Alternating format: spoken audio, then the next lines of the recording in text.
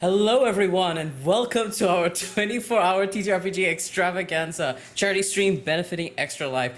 Thank you all for being here for this long and supporting all the incredible streams and performances that have happened before us. And we're so glad and honored to have you on Friends Who Roll Dice's channel doing True Goblin Hours and the Witching Hour and struggling through daylight savings. Abolish it, please. I am your humble game master, Valiant Durin. I use he, him, his pronouns, and today I'll be honored to GM for you all a high stakes heist upon the grand airship, the Crowned Icarus, using the Cypher system by Monty Cook Games. Now, as I've mentioned, it is a charity stream. We do have incentives and interesting parts of how that play into the gameplay. But before we do any of that, let us introduce to you all my incredible players and cast members for the Crown Icarus today. And I'm going to pass introductions over to Mama Strange. Good morning, everybody. I'm Mama Strange, and I am Mama Strange on anywhere that I'm found. And I will be playing today Millicent Trill. Would you like to tell us your character sentence as well? Sorry, I forgot to mention that before. My character sentence, Millicent Trill, is a skeptical explorer who explores dark places. All right, Kixn, take us away. Hi, I'm Kixn Giggles on the internet, but Kixn for short. And I am playing I use she, her pronouns, and I am playing Cassandra Xaver, a doomed adept who sees beyond. That does not bode well, perhaps, but next up is you, Max. It's me. I'm Max. I'm Arcane Goth on the internet. I use he, they pronouns. Today I am playing Killian to Fail, who is a sharp-eyed explorer who murders. Ooh. Just not the one in question. Wait, no. Wait, never say never. No, it's not me. I'm innocent, Your Honor, I swear. I'm innocent, Your Honor. Catrina, it's up to you now. It's up to me. Oh, goodness. Don't rely on me to stop the murderer. My name is Catrina. I use she and her and they and them pronouns. And I am playing Lyrica, no last name known, who is a mysterious charmer that likes to entertain the people. Of that. And last but never least, Gilly. Hi, I'm Gilly. I'm Oh Look It's Gilly on most of the internet places. Oh Look It's Gilly K on Instagram for reasons. I am going to be playing for my first Cypher experience, Flix Cartwright, who is a skeptical adept who learns quickly. And my pronouns are she, her, as are Flix's. Thank you so much, everyone. And those are incredible players and characters that will be on board the Crown to Icarus. And as I've mentioned before, we are raising money for Extra Life. And for those of y'all who are unaware or do not know, Extra Life is a charity that brings gamers, streamers, and content creators together to raise money for Children's Miracle Network hospitals. Since 2008, Extra Life has helped us raise $100 million in funding research and treatments, providing funds for specialty services not covered by insurance, and ensuring that hospitals can provide charitable care to those who need. Today, we will be raising money for Orlando Health Arnold Palmer Hospital for children, and 100% of those donations will go to the hospital to help provide funding and care to children who need it. We did just smash through our goal. We have a new goal of $1,000. Thank you and congratulations to the folks who helped us raise money up to this point. We appreciate you all. Let's see if we can smash through that goal. So for the Crown Icarus to entice you to spend some of your hard-earned dollars, there are some donation incentives that will be honored throughout the event. The first incentive is to have the players have another go at $10, where you will gift a player of your choice a reroll of their die.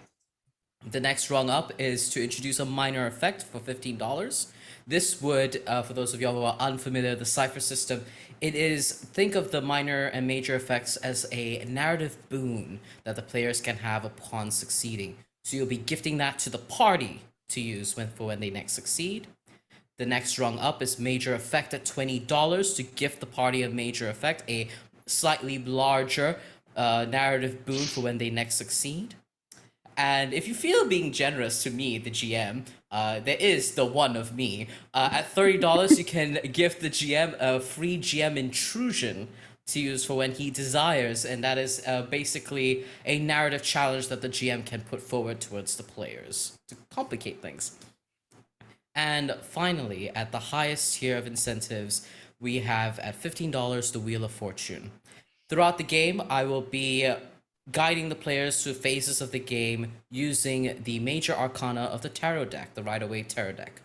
And at $50, I will pull a card to let the card results shift the fortune of the players, for weal or for woe. And as the donations come in, Jordan will let us know, and we will introduce it into the game. And these donation incentives will influence how we play, and you can be kind to my players or present more challenges for them. Please use !charity or !donate to find out more on how you can gift generously towards us. We are so excited to play this incredible game of the Crown Icarus using the Cypher system. In chat, our friends at Forward will be providing links throughout the stream, so you can donate directly to Extra Life. Please do note that the donation link that's provided in chat and with !donate is different from the donate button below. You will want to go through the link that we have provided you through chat, as that will donate directly to Extra Life rather than the donation towards Forward. So donating directly to the channel will help Forward, but not Extra Life.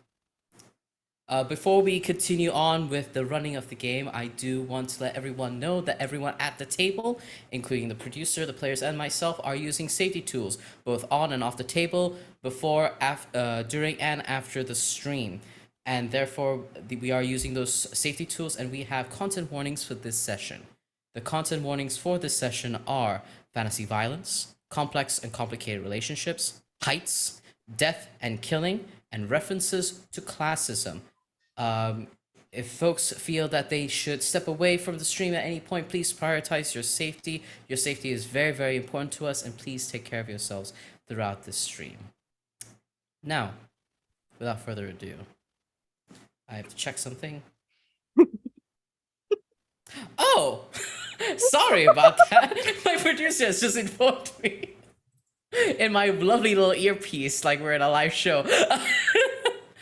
We are running a giveaway that will be open momentarily, and it will be a digital copy of the Cypher system book from Monty's Cook Games. It is a really, really cool game, and I hope to showcase how incredibly versatile and wonderful of a game system it is. So yeah, we will let y'all know when the giveaway is live in chat, and y'all can scoop right in. And so, now, without further ado, Agents of the Tower, it is time to sync your watches, for the heist of the Crown Icarus will now begin. All right. So, flash, thud, the sharp, thrilling sound of a woman's scream, a violent scuffle breaks out in the darkness of the Crowned Icarus's opulent ballroom. The sounds of panicked movements and shifting were followed by a heavy thud onto the stage and the crashing of glass.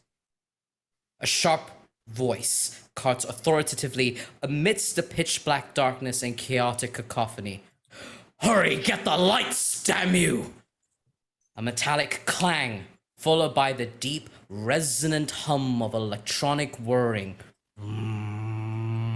As one by one, the large bulbs on the chandelier begin to alight, and the grandiose ballroom is bathed once more in glorious splendor.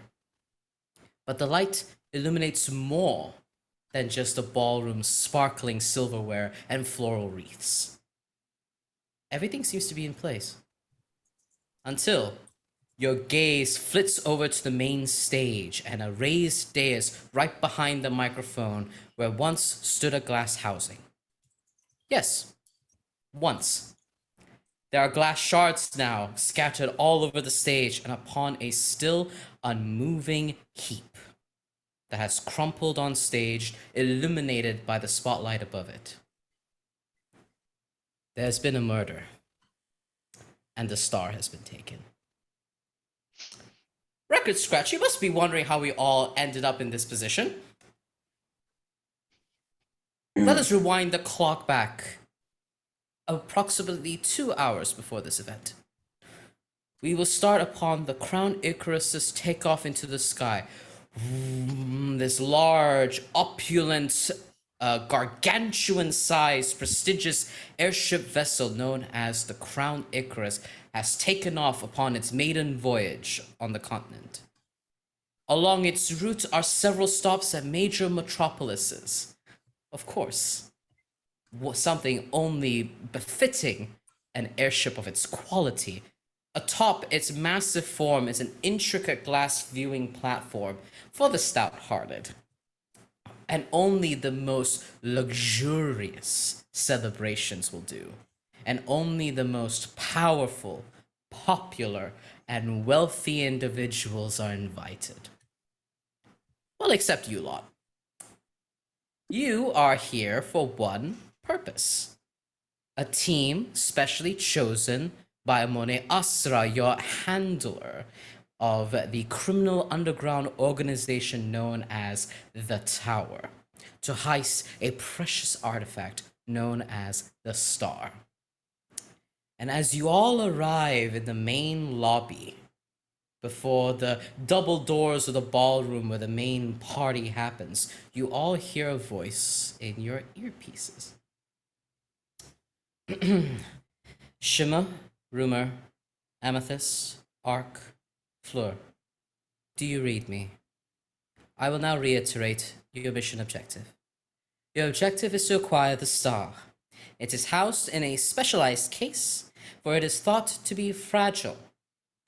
The star will be presented during the celebrations, honoring the Crown Icarus's maiden voyage. It may be prudent to wait till the post-main stage celebrations to heist it. After acquiring it, please make yourself scarce until you're able to exit the airship on its next stop. Keep me primed on all developments. Oh, and don't get in trouble. We have not renewed your insurance policies yet. You hear that voice end with a click, and I will pull our first card for the night. The first card is the Chariot. The Chariot blazes forward. It is a card of energy, it's a card of drive. There's a positive movement forward and a powerful inner drive that propels you all forward. Double doors open, and you are all bathed in the opulent and gorgeous lights of the massive chandelier in this grand ballroom filled with the who's who of Amin. I just saw some donations come into the chat. Excellent. You all have been gifted a major effect to use when you next succeed on the roll. Ooh. Decide that amongst yourself of when you want to use that. All right. And as you all enter, you all have your own mission objectives, your own way of moving about this opulent space with all these rich people, popular folks. I want to start with Maxx. Maxx, who are you? How are you dressed? And where are you headed in this ballroom? And what are you hoping to discern? So Killian DeVale is an individual of a sort of kind of like forest nymph lineage back down the line. He has green skin and white hair, which is very long, usually worn down, but is tied into a ponytail for this particular event in the name of formality. He has one eye that is kind of out of commission, and so there's an eye patch that goes over his one eye. The other one has some makeup, some dark makeup on it ornamentally. He is in his fine clothes, including a white, I guess it's like a dress shirt, like in the fantasy setting way. A white dress shirt. He has a dark cloak with a gold buckle, as well as some gold jewelry. And today he wants to get in and out as soon as possible. He is looking to be here in the opposite of what people usually say, for a short time, not for a good time, to just do his job and leave. So he's off when they arrive to like the nearest champagne tray to grab one as cover to walk around, look around, and see what information he can gather. Incredible. As you begin to move about this space, grabbing at this large champagne fountain, it is intricate, gaudy, even if you say so yourself, and take a glass and begin just removing yourself from a lot of the obligations of entering in this space. Your eyes flicker around the who's who in this space. You see a politician named Lord Luke of the Dark Tides, a Triton man with dark robes, who is gathering about very closely to what you assume is the night's entertainment team. He is a polarizing figure in Amin. Often politics tends to swing in different favors depending on all the different campaign pitches he wishes to serve people that day. And he has his hair dark green, slicked back, and there's a moment where perhaps his gaze washes upon you and turns around, and in that movement of him turning around, you see a very familiar face. You see someone you haven't seen in a very, very long time. The face of Josiah Reed, who is currently wearing a deep burgundy cloak that billows as he moves swiftly past this politician and onto a separate champagne fountain to grab at another champagne glass, lifts it up to his lips, and catches your eye. And as that happens, we will cut over to Trina. Tell us who you are, how you're dressed, and how you're moving about the Crown Icarus. Lyrica is not who she was before. A long time ago, she was known by a different name, and now she is simply trying to get by, make money, and get the hell out of this heist as quickly as she possibly can. You will find her dressed in a large fur coat with a beautiful silk dress underneath, all of which could easily be concealing so very much, including many, many, many secrets.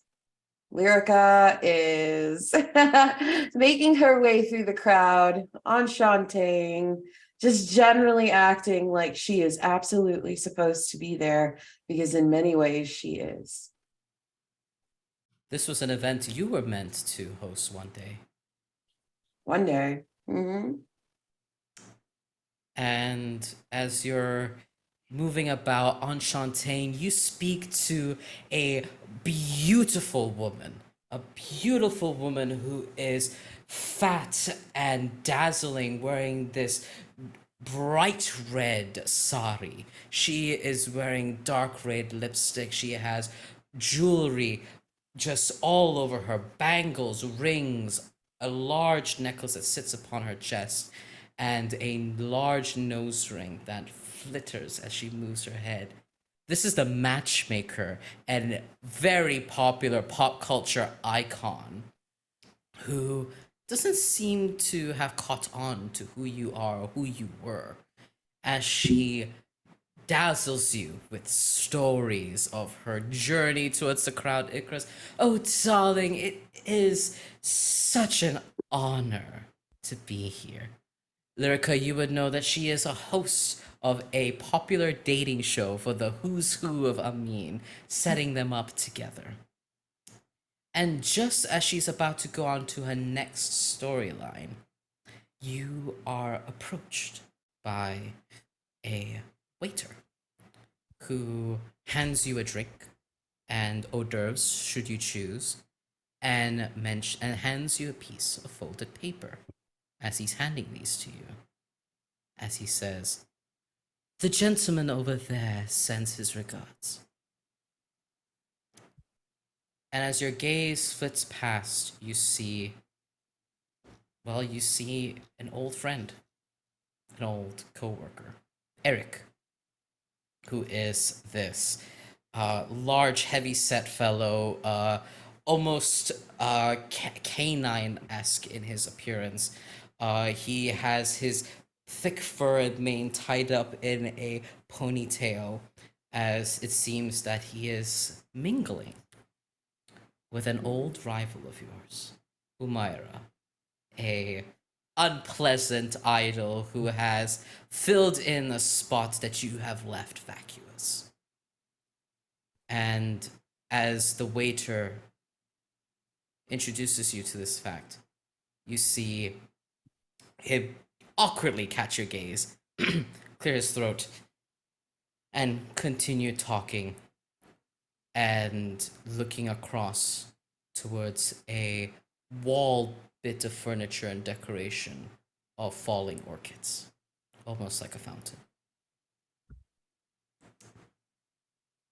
With that, Gilly, who are you? What are you wearing, darling?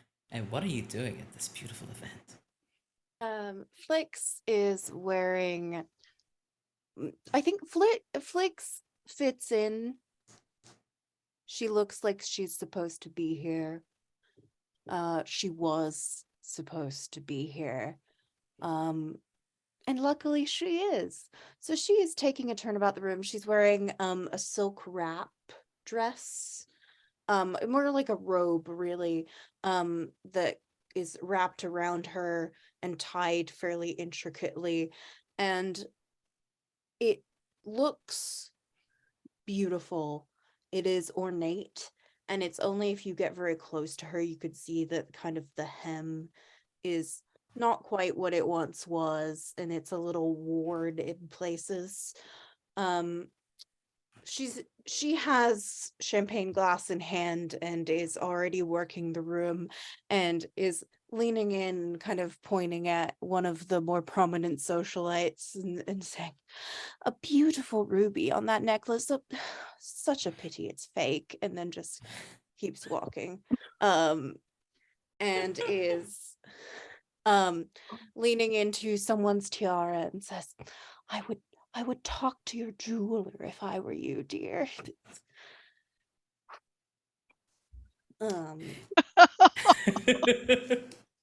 As you're going about speaking to each socialite this way, there's one person's attention you do catch. And it is the eye of Soneru of the Knights of Amin. She is this beautiful, striking woman. She is a human. She has a shaved head and she wears heavy armor upon her.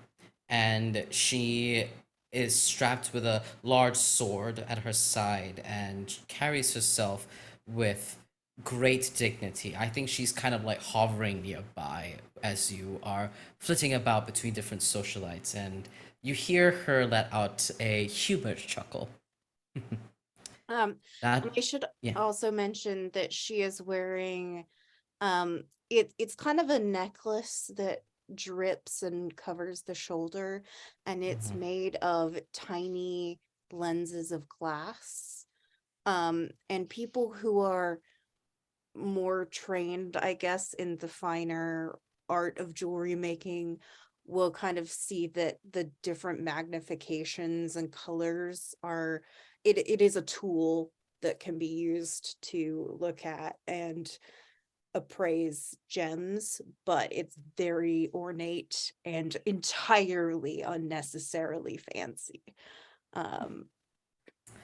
Absolutely. You see Cerneru chuckles, humored by your approach to a lot of these nobles and popular folk, and she says, "That will take the wind out of their sails for the rest of the evening." Oh, we can but hope. If only someone would take the wind out of his sail.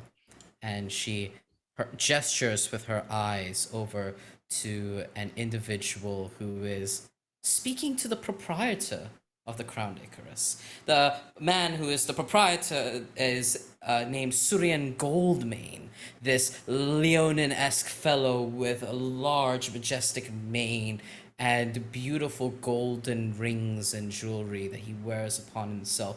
On his robes, dyed almost golden, is the imagery of the sun all around it as it flits over his shoulder. And he is speaking to a beautiful brown-skinned elven individual. They are dressed to the nines with a plethora of gaudy rings on their fingers. Farouk, an old acquaintance of yours. Flicks, her hand tightens and her glass shatters. Are Excuse you me. incredible? It shatters, and you see Sir Nehru kind of like leaning closer, and she says, "Are you all right? I shall No. acquire you another glass." I will need several. Yes, thank you. Glad to be of service. And Nehru steps away to get you a fresh glass. I think Flicks like locates the nearest tray and without looking puts the shattered glass just on the tray and kind of shakes her hand out. I love them so much. Yes, perfect. Yep. Incredible. The camera now pans over towards you, Mama Strange. Who are you? How are you dressed? And how are you approaching this incredible night? Millicent Trell is dressed in black. And it's a fairly form-fitting dress with a nice slit up the knee to allow her access to her throwing knife, but you can't see that. And she has a black lined cape that's silver on the outside, so it looks like it's making a good show, but she can easily turn it around to dim out a little bit, shall we say. She looks a little uncomfortable. Not a large room kind of person. So she's kind of stalking a little bit around the edges and watching everybody very closely. Very, very cool. Would you like to attempt to discern the who's who here? Absolutely. Oh, give me the first roll of today. Let's call it it'll require your attention, I think. So let's call it task difficulty 3. You want to hit a 9. You want to hit above a 9 for the first roll of tonight. Target number Let's is see. 9. I am trained in searching and listening. Can we use that?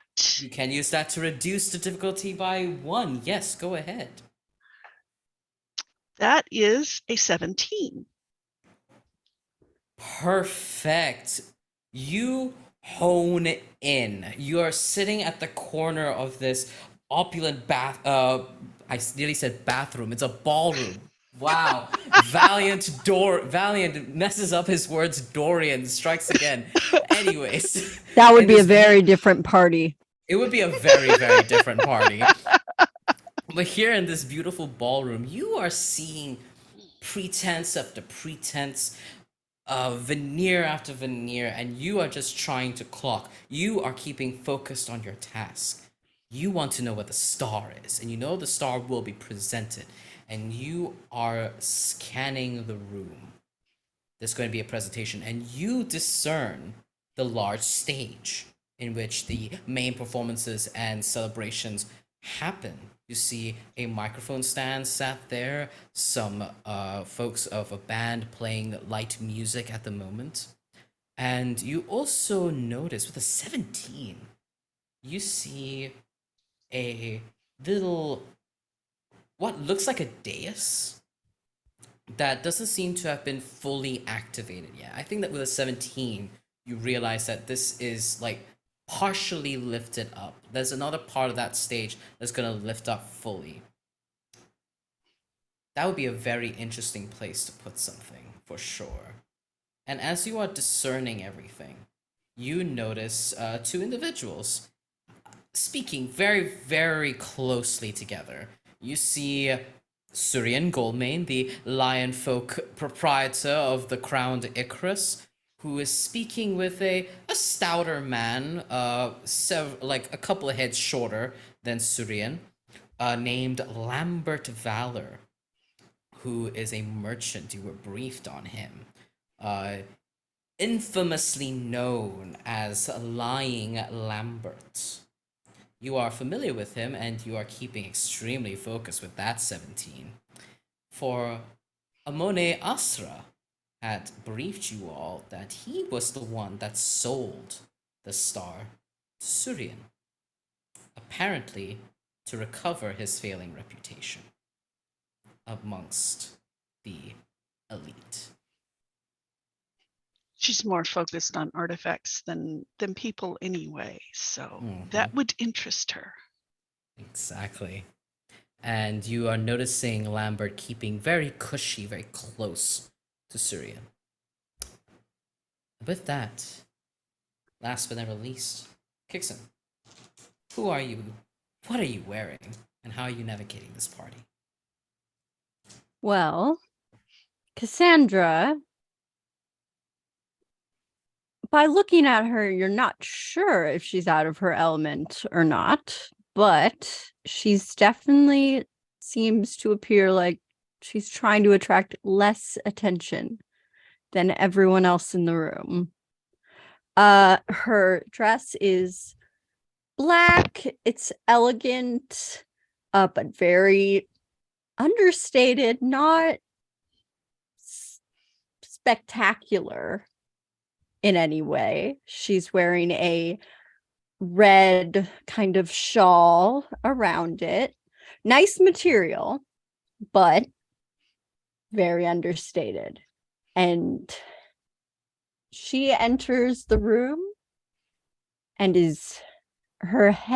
she's just taking it all in. Her eyes are looking everywhere. Would you like to attempt a roll to see what you discern?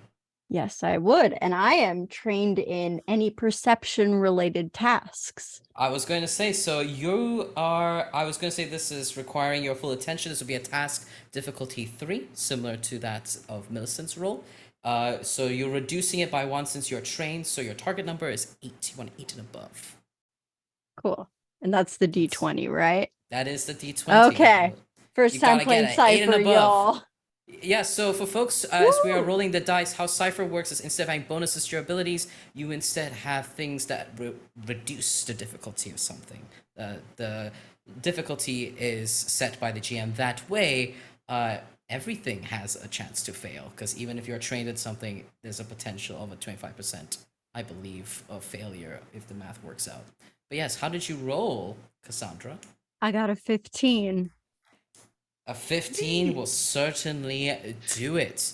You're honing in, and you're kind of looking in a lot at the individuals here. Your attention falls on Sir Nehru, a knight who is dressed in knightly garb. It feels natural from your visions, your disturbing visions of the knights before. Would you like to tell us what your visions are? Hmm. The first, Well- the one I first gave you before the second one. The first vision. Mhm. So my most recent one. The most recent, yes. Yes. So I saw a knight with a proud shield and a crown of orchids. You did. And I saw them covering someone who needed help. And a serpent snuck up behind them and poisoned them. And I believe that's all I want to reveal at this point. That is fair enough. Difficult tidings that vision brought you. And it is quite curious that there's a knight here in attendance.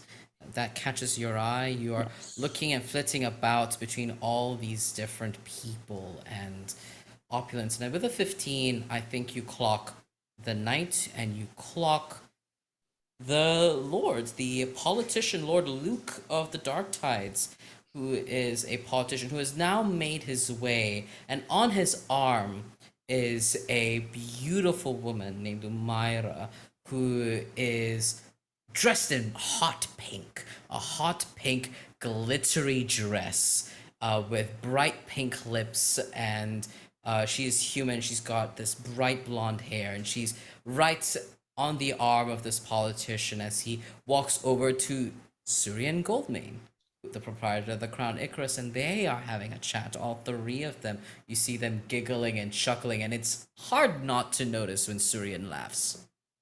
It is a loud, roaring laughter, befitting a man his stature. And I think those are folks that you clock. And I also think with a 15, I need to honor a 15. I think you clock the person who was speaking to Umaira, the young man named Eric, who, this canine folk, keeping himself really nervous and small, and seems to be walking away towards a different part of the room. I am definitely keeping my eye on the knight, Mm-hmm.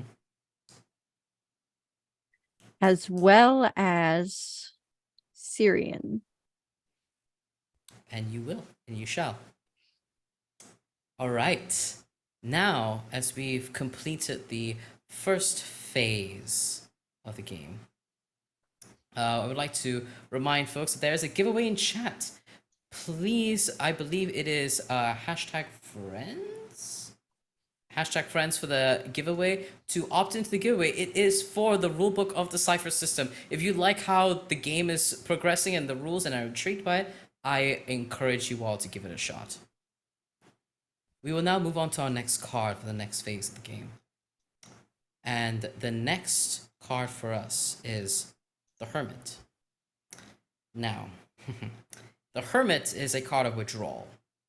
It is a time for introspection, quiet consideration, for the most part. The Hermit is also a card of treachery. There's a treachery that brews extremely close to you all. Let us hope it doesn't bubble over.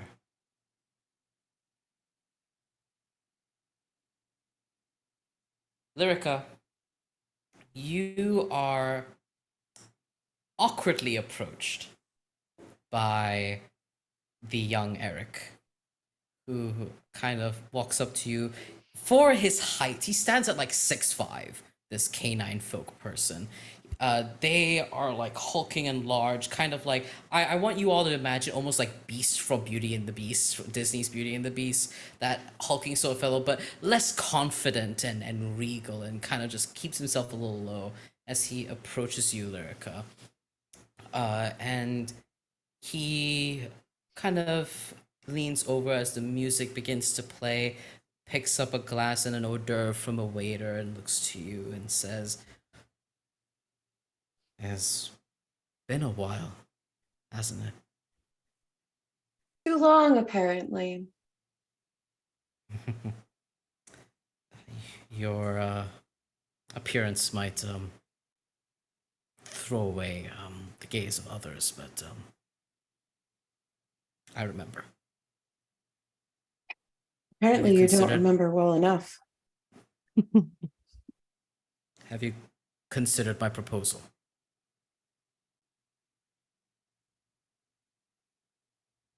If your promises align with this mission, then yes, I've considered it deeply. I think it should work. I've already spoken to people. We'll have new documents, and his voice grows hushed. We have new documents. You can have a new life, you and I. New life, new place, away from these people. A new start. and we will leave here without a trace. I find it interesting that you all of a sudden want to tag along with me. I didn't know where you went. I thought that after everything that happened, that you had gone far, far away, and to hear that you're in the tower of all places. Well, not How could everyone I- is able to retire easily. What if there were no need for that? The funds, I have plenty. Heck, you don't even have to take me. Save yourself from this. I can't bear to see someone I admired, I respect. Lyrica takes a really long sip of her drink. She's been nursing the same champagne like all night, strategically. And then she gives him a nod and she says, yes, well, I've shown up, or haven't I? So I'm in. And I appreciate that. And he looks behind him at this beautiful, it's like a fountain made out of orchids that have fallen down the wall. And he looks at it, and he looks back at you, and he says, there will be a moment where the electrical devices fail. When that happens, make your way over there. And he gestures over to this beautiful swan ice sculpture that is right by a set of a smaller set of double doors. It almost blends into the coloring of the walls. Unless someone pointed your attention there, you wouldn't have noticed. We'll be able to make our escape then. But enjoy the party till then. And she like sets a gentle hand on his shoulder and smiles. And she says, don't let me down, Eric. I won't. I won't. I promise. And like his goofy little, like almost tusk-like teeth lift up from underneath his lips like an underbite. And he smiles, and here, cutting through the entirety of the ballroom, is this shrill feminine voice. Eric! Where are my lipsticks? I need to step away now, please. Duty calls. Yes, Umaira. And he like tumbles and shifts over towards Umaira, who is yelling at him, making quite the scene in front of everyone. Kind of just like her to do. All right.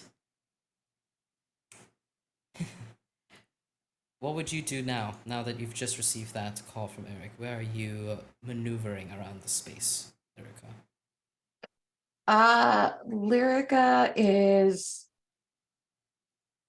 trying to make sure that people know not only that like they're like identifying that she is there, but identifying like where she is. She's being strangely public about her location and things like that because if there is supposed to be an electrical failure coming up, she wants people to see how absolutely mundane and normal her existence is in that area. Oh, perfect. Yeah, I think you make yourself known by like, not to say a bunch of nobodies, but considering the scale of everybody else's reputation, a bunch of nobodies, and just shoot the breeze with them, have hors d'oeuvres with them, and just vibe in that corner.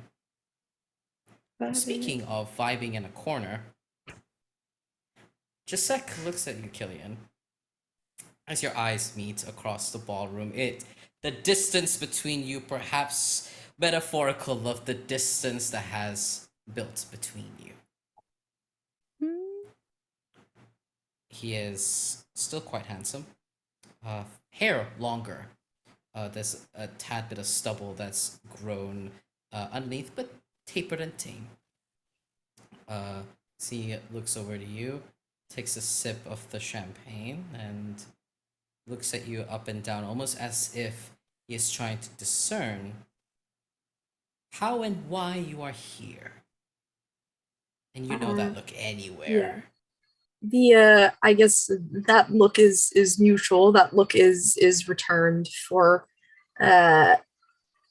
there were fears of Jessic appearing here tonight, but no way to be sure.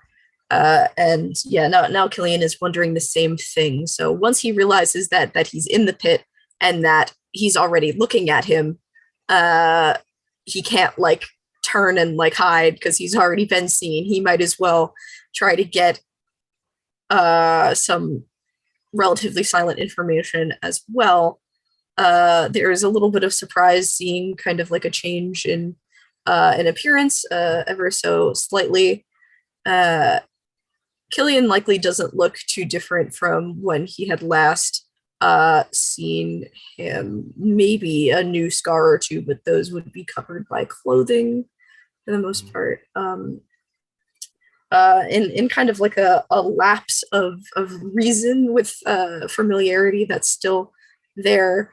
I think Killian just kind of gives him one of these, like a like a silent, like, what do you want? What the fuck are you doing here? Yeah. You're both exchanging this gaze. It's just kind of like, what the fuck are you doing here? And it's like, no, what the fuck are you doing here, actually? I looked at you first. Yeah. And as this kind of like exchange is happening, you hear a familiar voice in your ear, sing-songy, from your handler, Amone Asra. She says, Killian, may I have a status update? Yes. Status is champagne. Lots of people here dressed nicer than I thought I would have to be. You know, I really tried. I brought out the nice earrings, but I don't. Could you tell me why Detective Reed is here? I'm sorry, who is here? Detective Jessic Reed, formerly of the tower, but no longer with us. Oh, I am familiar. I just wasn't expecting to hear that name today. That complicates matters. Are you going to be okay? I'm a professional. What do you think? And he is now kind of left whatever line of sight he had with Jessic and is like moving with purpose as if like he has to actually do something else. But he doesn't. Like he's going to find some plate of hors d'oeuvres or something. I'm a professional. I'm going to be fine, but I don't trust it. Neither do I. You and I remember what Detective Reed is capable of, and I do not appreciate knowing that there is a potential wrangle in the plan.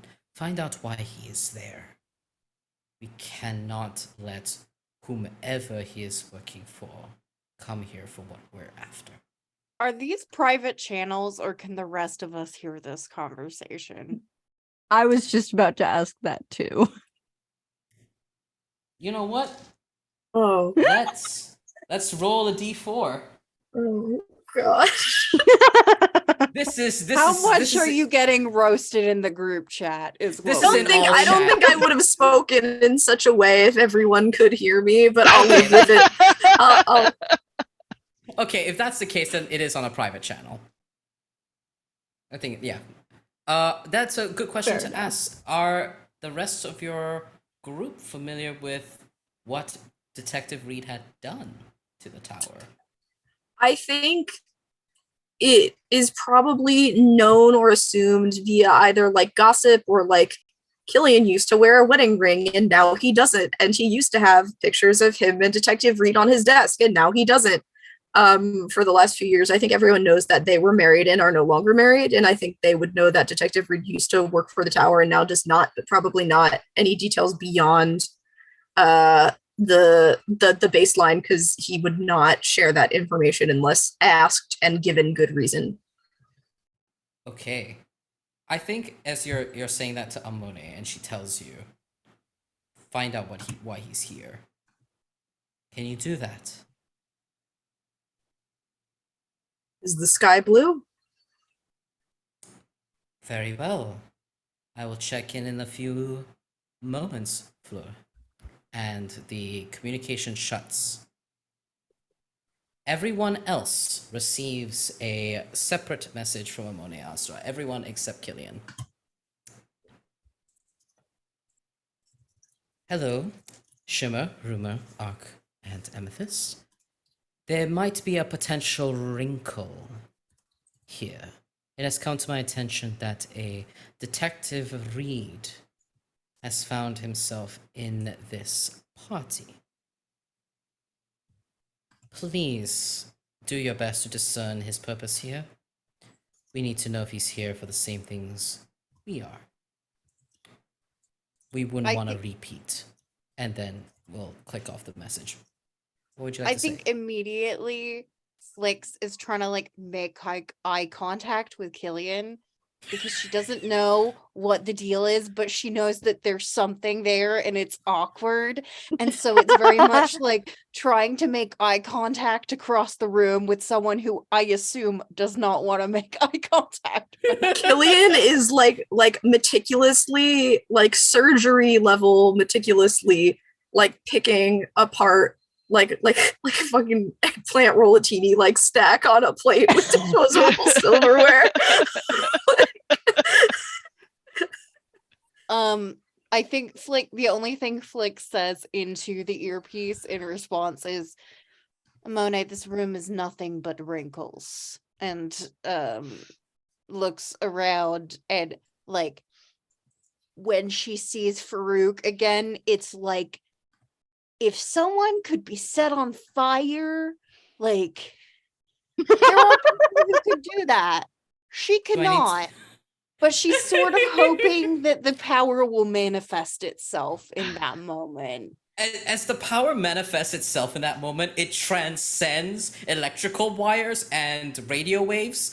As Amone to you just says, Shima, do I need to be concerned you're seething into the mouthpiece again?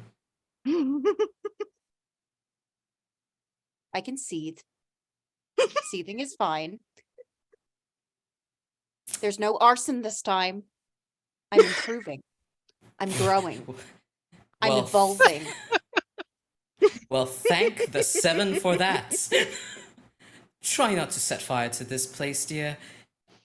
Once again, we have not covered your insurance policy, and certainly not for airship-related accidents.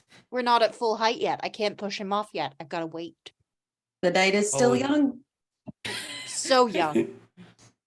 you hear Amone say, I will keep a close eye. Can I just Wonderful. say, if this dude shows up dead, I am screwed. Like, there is no coming back from this. Who got killed? Stay tuned. We will find out. There's a murder. It's not a spoiler. It's a fact. It's not a spoiler. It really isn't. I told you. I told y'all in signing in. It happened. It's already happened. Things are happening, and that is okay. There was one death highlighted. Then there was never a promise that there wouldn't be more. That is true. That is true. People I did fall only off say the one airships. murder. Yeah. People fall off airships. Yeah. It just happened. I'm sure it's happened. Just casually fall off an airship? Okay. Alrighty. As this is all happening, I think what happens is who do I want to bully next? Millicent, you've had it too. You are sitting there extremely quietly, having your moments of introspection. The way the hermit manifests for you is Flix, your energy in sending that energy to Farouk has manifested in him looking right at you. How recognizable are you in this moment, Flix?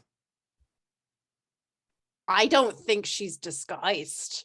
I think she's straight up wearing a dress he's probably seen before because she wore it to like the company party one New Year or whatever.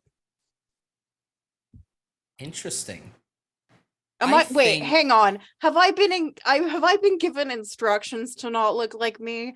Because if I've been given instructions to not look like me, then probably she's wearing like a fancy like something. Mhm. I do think her hair is probably different than it was then, and like time has passed. So Yeah. I mean, you're not hiding who you are, but it's also like I don't think Amone or you foresaw that this would have been a problem. yeah, I mean, I think she's recognizable, but I think you would have to be paying attention to like notice. Yeah, so if you know, you know, and he's exuding if you know, you know energy right now.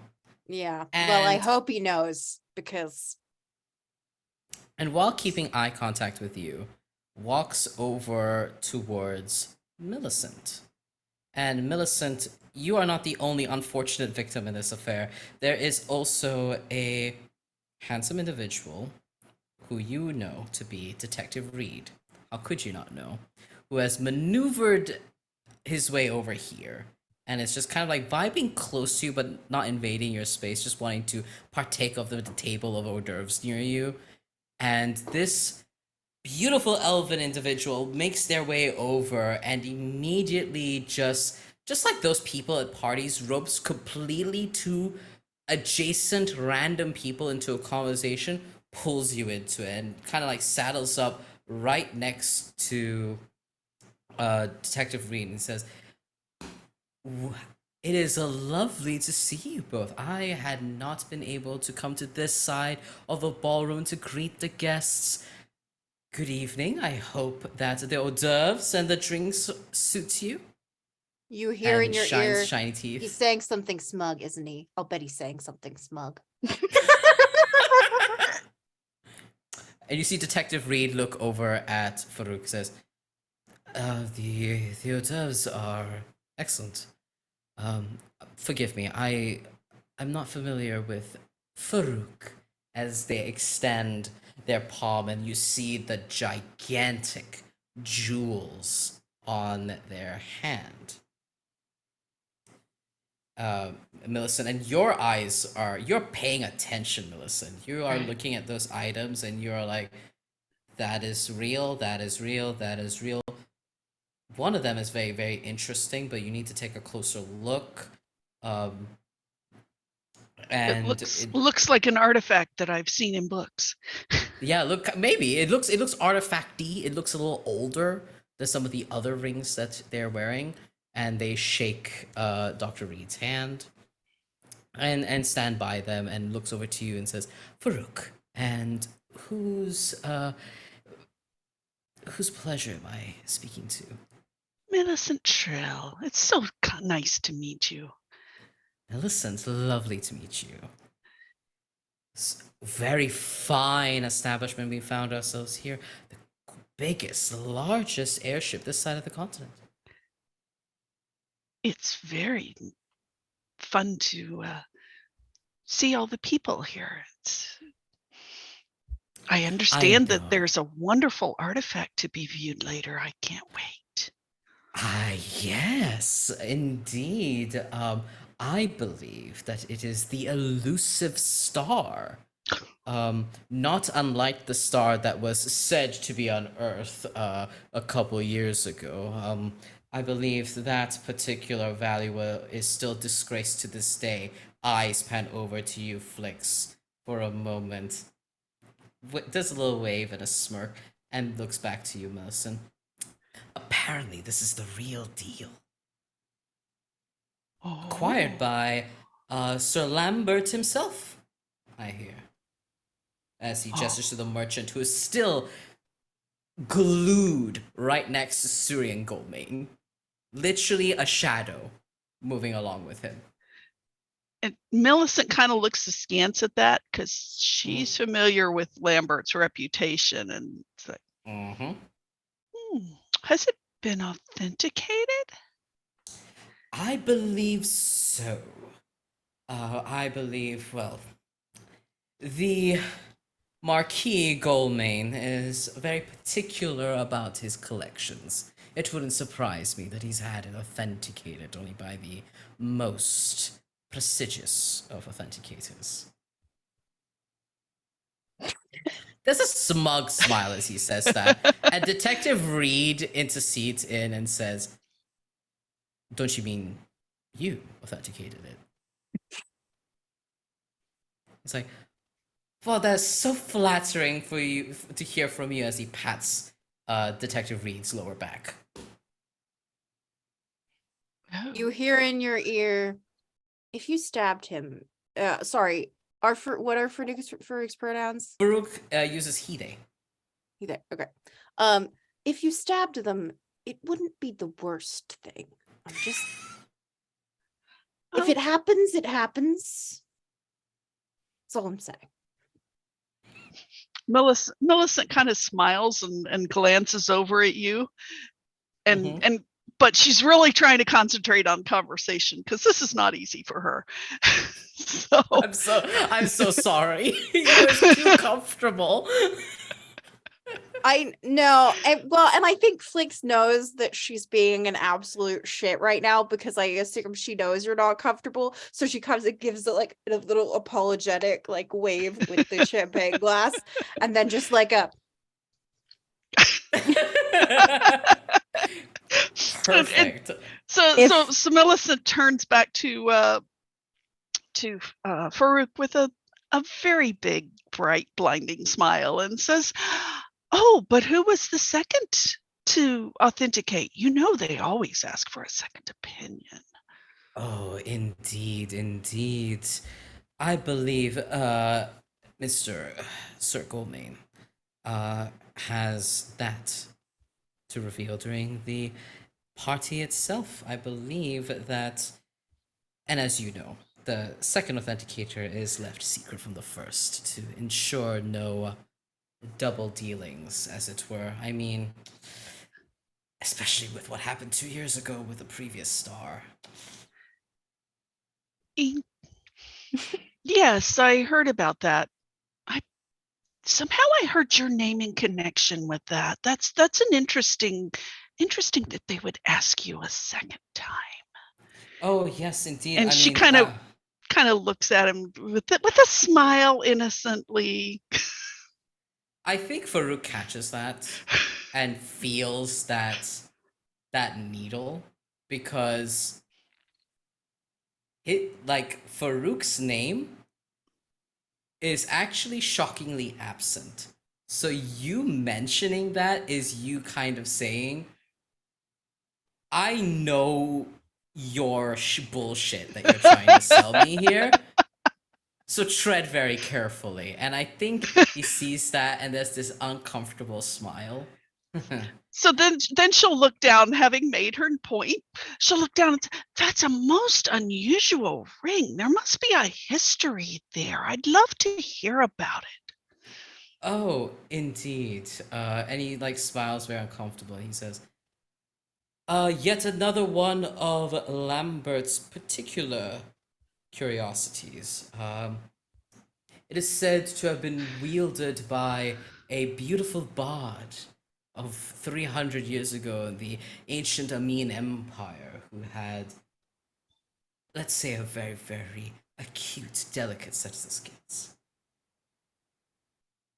That is what the legend says, of course. We can never know. Interesting. It's nice to know where your power, not the right word. It's nice to know where your items come from. It's such a good thing to be trained in identifying, isn't it? Indeed. It must Stories be have their way of fascinating. manifesting. I hope you both have a fantastic evening. And he kind of like looks over. Your glass is nearly empty. Server, and one immediately begins rushing over and says, Millicent, detective, do take care. Pats the detective once more and excuses themselves. And Detective Reed kind of looks at you up and down. Well, seems that everyone is in attendance. Is there anyone else I should expect here? Also, excellent job with Farouk. He's getting on my nerves, touching me that much. He does tend to be a bit handsy, I suppose. Yeah, a tad. No, I don't know what you're talking about. Is there something I should know? Nothing. Just good to see old friends, I suppose. It's always good to see old friends. And she'll is what we smile are. and turn away. Mm-hmm. And Detective Reed like respects that and also turns away. And you see after like taking a couple of hors d'oeuvres off the table, begins to move elsewhere. Cassandra, while all this drama is milling about, what are you doing? Oh, I'm taking it all in. Mm-hmm. Taking it all in. Mm-hmm. I'm a little on edge. Because with that reason of a vision, it's not an easy thing to think about. Who has your most attention? The night. I'm focusing, but I'm also trying to figure out who's around the night. Yeah. You see the knight move towards the politician, Lord Luke, who no longer has the bright pink individual on his arm, and is instead like speaking very, very seriously to her. They seem to kind of like be speaking very, very quietly by a table, and you see that the knight is nodding and nodding, and her gaze is following something. Can I clock what her gaze is following? Yes, I'm going to ask you to make yet another roll. Ooh. Let's call this difficult. Task difficulty 4. You want to hit a 12. So you can you being trained, that removes it to 11. You want to hit 11 and above. It teetered on a 1, but then it became a 19. Oh, It was so nice. close to disaster. It was so close to disaster, but with a 19, you do get a minor effect. So how that manifests, so everyone who's unfamiliar with the Cypher system, a minor effect is sort of a minor narrative boon that you may be able to use as part of you succeeding. So I will tell you what you see and how you succeeded. And you tell me what kind of narrative boon do you want to get on top of that. So get creative. So as you are following the knight's gaze, you see her hand grip onto her sword. And you see Eric. Her gaze is falling on Eric, who seems to be speaking with this smaller fellow, almost very, very slender. You turn him to the side, he looks like a cigarette, like built 2D almost. Like he's that slender and thin. Lanky fellow who is elven. And he is wearing very simple clothes in comparison to everyone else here. You get the sense that he might be some sort of staff member here. With a 19, I think you see some sets of tools on him.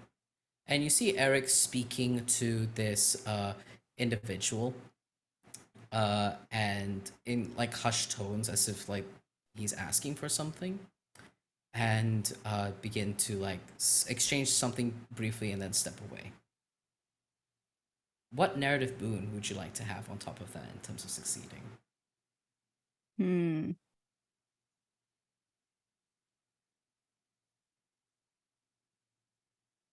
Oh gosh, I'm in the spotlight. So, for example, it could be like, do you want to get closer to them? Do you want to clock where one person is going, where the other person is going? Like things like that. You get like an additional advantage, basically. Can I tell what kind of tools they were? They are electrical tools. You see things that would be used to measure voltage. You see a lot of the materials that these tools are made of are non-conductible, perfect for someone who is an electrician of some sort. Mm-hmm. And you see them exchange this word. And I think the minor effect comes is you see them like pick up something, a tool in their hand, and nod enthusiastically, and then walk away holding that tool. I'm gonna make my way over to Eric. And you make your way over to Eric, who is currently fussing about the orchestra. They seem to be gearing up for something now. And as he's chatting with the orchestra fellows, you come up behind him. I and have you a hear him say, question. Did Go I ahead. clock him having that conversation with Lyrica earlier? Lyrica stepped I aside. I just was going wanna- to ask her, but you know what? Let's say you. I mean, they had quite a long conversation. It was like several minutes. So I think you might have clocked that they were speaking Yes. at some point. All right. So I'm gonna go over and I'm gonna shout, Cassandra, and you are? Oh, I think you caught him by surprise, and he realizes his hands are a little dirty from like kind of like getting everything ready, and he like quickly like takes a handkerchief, wipes his and like takes your hand in both of his very large canine paws as he shakes them very earnestly, as he says, Eric, I'm one of the stage managers and producers here. How do you do? I find all this fascinating. Don't you? Yeah, it's a beautiful and busy night. We have performances starting soon. Are you a music fan? I'm a fan of many things, Oh, yes. particularly of performance and, just gets a bit electrifying, don't you think? Yes, indeed. Tiny bead of sweat. No rule needed. Tiny bead of sweat. Indeed, in fact, as he gestures to the far corner, to the bright pink vision that is standing in the corner of the room of Umaira, and says, in fact, Lady Umaira, I'm one of her managers as well. She will be performing tonight. I believe we will be unveiling a teaser for her new album. A pity. A pity, Mhm. you say? Why you say that? I feel like there's a lot less substance there than there could be. You see Eric like look off at Umaira, and there's like his eyes kind of like when a dog looks really sad. Oh no. And he says, "Well, it's a little of that these days in the music industry. Mhm. A lot of our fine gems are gone." Hmm. Well, there are plenty of rumors out there, aren't there? Oh, I can't say I'm quite the gossip. I know very little. I'm too busy. But is it gossip if it's the truth? He looks at you curiously. And I think at that, you hear loud claps. Right! And this boisterous voice like cuts in between your conversation. And you see Syrian Goldmane show up and smile at both of you. He goes, "Pardon my intrusion. I believe we are due for our performance." And he looks over to Eric. "Eric, tell me, my boy, are we ready? I've got the speech. Myra is set to perform. Are we ready?" And you see Eric like stand up straight. Yes, Mr. Goldmane. Everything should be ready and set. The stage is also ready and set. I'll be waiting amongst the wings in case there's any technical difficulties, but it should be fine. Everything should work fine. And you see Surian go, "Excellent! Now," and he steps up onto the stage, grabs a glass of champagne off of the table, steps up onto the stage and holds the champagne glass aloft and taps it for everyone else's attention. All of you are brought into the scene. You're all now witnesses. Y'all may communicate with your earpieces should you decide to do so. Who am I to As- stop the sun from shining? Now If- that's if- a good opener. Oh, Catrina, well done. Well, you back just in time. You see, as you are standing right by Eric, I would like to ask everyone actually before the scene begins. Where are you all standing? So Yeah, go ahead. yeah, if like crowd is going to gather like around the stage, I will Killian will plant himself next to Jacek, not shoulder to shoulder, but close enough where you could lean over and talk under your breath and hear each other. All right. Okay. You stand there, right, close to Jessic. Cassandra, we know that you're standing right by Eric, or would you like to shift? I would like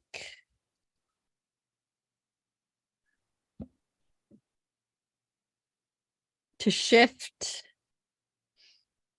closer to the knight. The knight. You shift closer to Soneru, who clocks you as you approach. Makes just gonna- like a very honorable knight gestures to a nice space right by her, so that you are not being, honed in by the crowd, and you're given enough space because Nehru is quite large, and she makes that space for you. She stands very close to Lord Luke of the Dark Tides. I will take that spot next to her. She clocks you and keeps you there. And I am mhm. pretending to pay attention. Well, I am watching what's on stage, but I'm also just keeping an eye out around. Perfect. Flix, where are you standing? I want to be elevated in some way. So if there is like a lip off to the side, I want to have a good vantage point so that I can see Farouk, because I'm keeping my beady little eyes all over Farouk. So you want to be elevated in some way? I think we can do that. Yeah. I think I don't know if there's like a balcony or like there's some social, like in a ballroom, there's like those little wings that you Yeah. can like perch on. Yeah, certainly you can. You now have a vantage point of everything. So I would say that when the lights come on, you'd probably be the first person to like see when the focus of all the lights, because you're looking from above. Yeah. easy enough. should someone happen to be murdered, hypothetically. Should someone happen to be murdered, you clock it first. Hypothetically. Hypothetically, you'll see it first. No, in the far wild off chance. Exactly. Lyrica, where are you moving to?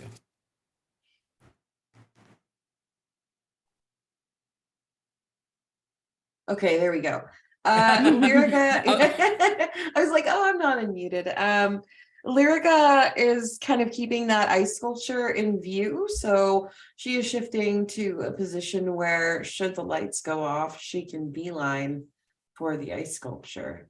Perfect. So yeah. Maybe Yeah, you like can, like, off to the hang out side of there. the room. Yeah. I mean, that's closest to the hors d'oeuvres and the drinks. Of course, natural for you to be there. Easily Yeah, of enough. course. A couple steps away from the drinks, like Yeah. just schmoozing, vibing with the middle class folk. Yeah. Yeah. Absolutely. Easily enough. Millicent, where are you standing? Millicent is going to be to the side of the stage where where she expects the star to appear. So kind of off to the side, a little towards the back in the shadows, but close as close as she can get to where that star will be because she wants a really good look. Oh, so I think you would be hanging around in the wing area, very, very close to where Eric is, actually, because that's where a lot of the stage managers, producers are. And you're not very, you know, eye-catching in the sense of your dressing and everything. So you fit very well there in the shadows. The people Maybe there are she too busy to notice you. she turns her cape so she is very nicely hidden in the shadows. Perfect. And you kind of see Eric fussing about near the stage, and you notice that he is sat close to like a control panel. And now the light bulb goes off in your head of like, there are mechanics beneath the stage, and something's going to be revealed from underneath it. Clocks that. Mm-hmm. And Surian takes the stage, clanks his glass as he says, "Welcome, folks of Amin, the honorable, the elite, and the glorious. I raise this toast to you. I thank you all for your attendance here on the crowned Icarus. It is an honor and a pleasure to have built and designed and funded this incredible mark of architecture. May this herald yet a new era for Amin. Remember, for if we reach for the sun, where doth we land but amongst the stars? And with that, I wish to unveil to you all a great gift by my dear friend," points over to Sir Lambert, who is dressed in these beautiful robes, who sheepishly nods, almost too eagerly, almost a little too pathetic, and gestures over to the dais behind him. And you all hear vroom, vroom, vroom, as the dais raises up into a larger, wider dais, clock opening up almost like an altar, and on top of it, on an intricate metallic and glass housing, you see a many pointed star, almost like there's like 13 points to it. It is three-dimensional. It's glowing bright gold and glistens underneath the light of the spotlight and the chandeliers above it. Behold the star! Glorious, isn't it? And you hear the crowd cheer and scream and clap, witnessing it. And he says, "This is up for auction. It is authenticated by not one, not two, but three separate authenticators. It is the original star from the previous Imperial Amin, and it is here and ready for auction. But first, what is a party without some performances? Allow me to welcome the illustrious, incredible Myra to perform from us for her new album, Starry Night." And you see Umaira begin like clapping for herself as she walks up the stage and flits over to the microphone. And as she taps onto the microphone, Surian makes his way down the stage. And just as she taps to sing and open her mouth, flash, thud, The sharp, thrilling sound of a woman's scream. A violent scuffle breaks out in the darkness of the crowned Icarus's opulent ballroom. The sounds of panicked movements and shifting are followed by a heavy thud onto the stage and a crashing of glass. A sharp voice cuts authoritatively amidst the pitch black darkness and chaotic cacophony. Hurry, get the lights, damn you! A metallic clang, followed by the deep, resonant hum of electronic whirring. One by one, the light bulbs in the chandelier begin to alight, and the grandiose ballroom is bathed once more in glorious splendor.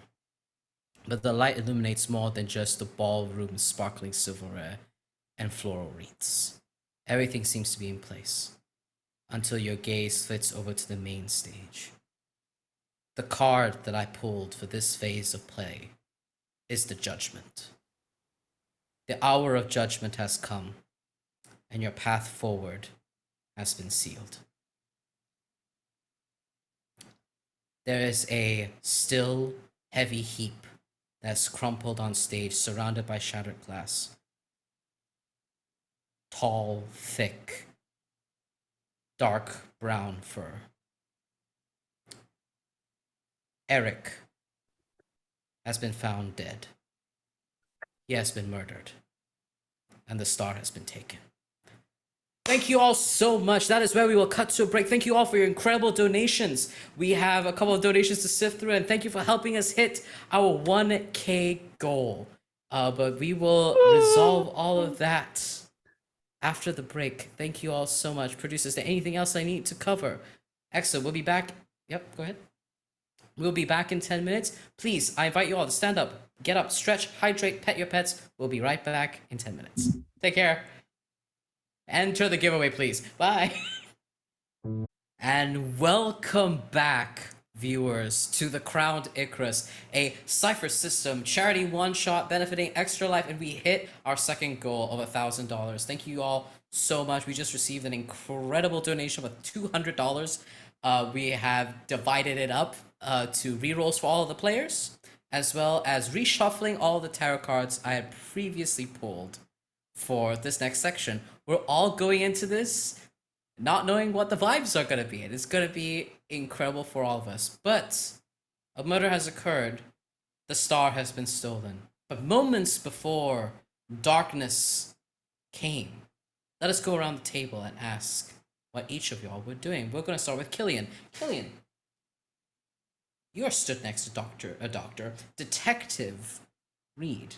What do you do? What is the one thing you do before the lights go out?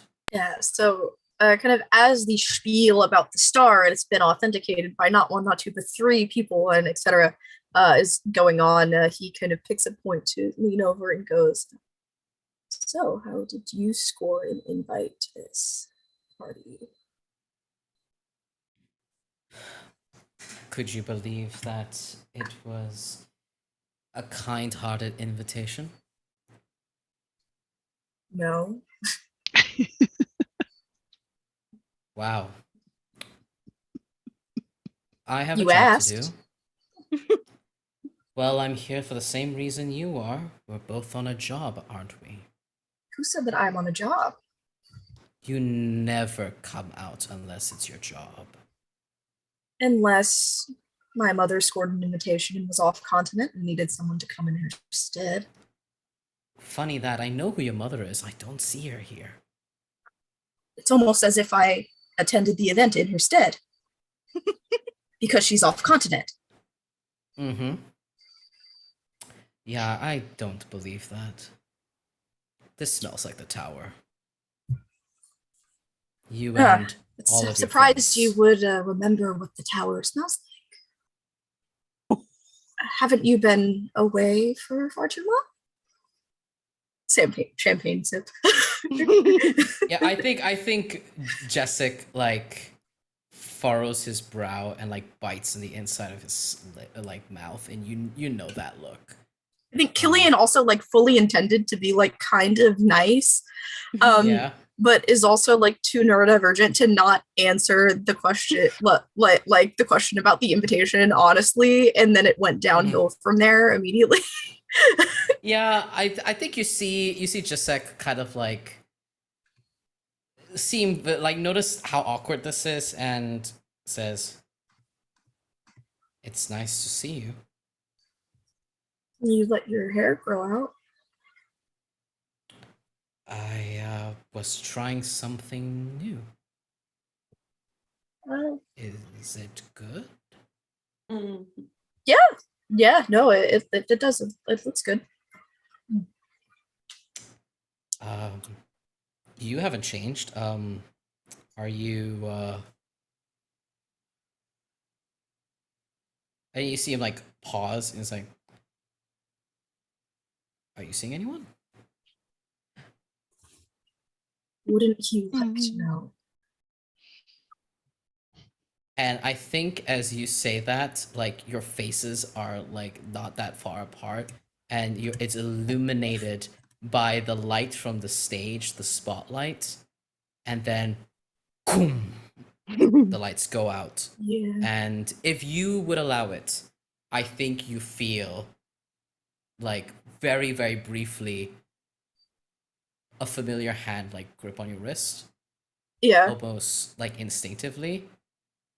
Yeah, their And then- fingers kind of bump because Killian goes to do the same thing. Yeah. Uh, And then quickly leave, and then you're uncertain what happens in that time. Catrina, Lyrica, what are you up to in the moments before darkness takes? Lyrica, you know, as you know, she's been schmoozing a little, just kind of like blending in, making sure people know that she's there and very normal. And she finds herself actually alone for a moment, and kind of thinks a little bit harder about what Eric had just said, and how Eric had continued to use the phrase "we." And Lyrica just pauses for a moment, I guess, right then, and thinks about like her history with him and how maybe it wouldn't be so bad if it were we. Maybe getting away by herself isn't exactly the ideal situation. And, you know, maybe at the end of the night, if things go right and if Eric pulls through for her, she'll invite him along and they'll start a new chapter together. And then the lights go out. Is there anything you want to do? Any role you would like to attempt? Other than that very, very sad thought to make your GM feel bad for what he already planned and did. I don't think she's going to do anything right now except for take a very, very long sip of her champagne. Because she's thinking about that at the same time, like Amira is about to go up on stage, and she's just like, you know, trying to even her mood out, like right as everything kind of goes, whoa. The lights go out, and when they come back, your heart sinks into your chest. Gilly and Flix, what are you doing? Up upon the balconies, Well, moments bearing before in darkness mind, takes. every time I love a character on this ship, they die. I'm going to okay, so I think what happens so many hashtags that we could save Eric, justice for Eric. I need you all to know resurrect the Eric. players are starting a mutiny in the Zoom chat with all these hashtags, justice for Eric and save Eric. You killed the only good character on this ship. All of us are morally iffy. But anyway. Anyway, just know that that's happening. Have mercy on me. But yes, continue. I just got distracted by my love for Eric. Sorry. So when during the speech, he says that it was authenticated by not one, not two, but 3 people. Flix is looking because she knows who one of those people was, obviously. But she wants to be looking in this room because she's going to assume that they're probably here. If they authenticated it, it's likely they were invited. She wants to know who else is in this room that put their seal on this. Because I don't know if from this distance I would be able to like tell if I think it's real this time or not. I mean, I didn't think it was real last time, but it didn't matter. Anyway, not that she harbors any bitterness. You're as not we bitter have about this at all. No. No. But I would like to try and see if I could tell, bearing in mind that one of the things I have, I think it's because I'm a skeptic, is I can see through illusions and disguises as a skill. So if someone is Okay. here that I know from this world, I want to know who did it. You know what? Give me an intellect check. Let's call this. This is gonna be challenging because you are on a vantage point and everyone's clumped together. So you want to hit. Actually, no. Let's make it difficult. That's a little bit too high of a target number. Let's say difficult. Target number 12, 50-50. Task difficulty 4. So Okay. you're just. And I think this is you. I imagine that Syrian Goldmane like literally showed the because this is going to be auctioned, so literally Right. show the certificate of authentication. And I don't know, like, I imagine that if I was able to get close to it, I would probably know the seals on it because I imagine that each authenticator has like a distinct seal. But Yeah, so let's reduce it to an 11. So 11 Okay. and above from your experience. oh, that's not good. That's a 6. You do not succeed in seeing the seals, but you do see them. You do know that there are 3. Like, even in failure, there's some information that you notice. There are 3 seals. They look real. They are real seals, real documents. So it's mean, legit. They were Yeah. real 2 years ago, and they were real seals. They just weren't put on by the right people. So Yeah. I don't know. Yeah, I'm a skeptic. Oh, they drop a whole level actually.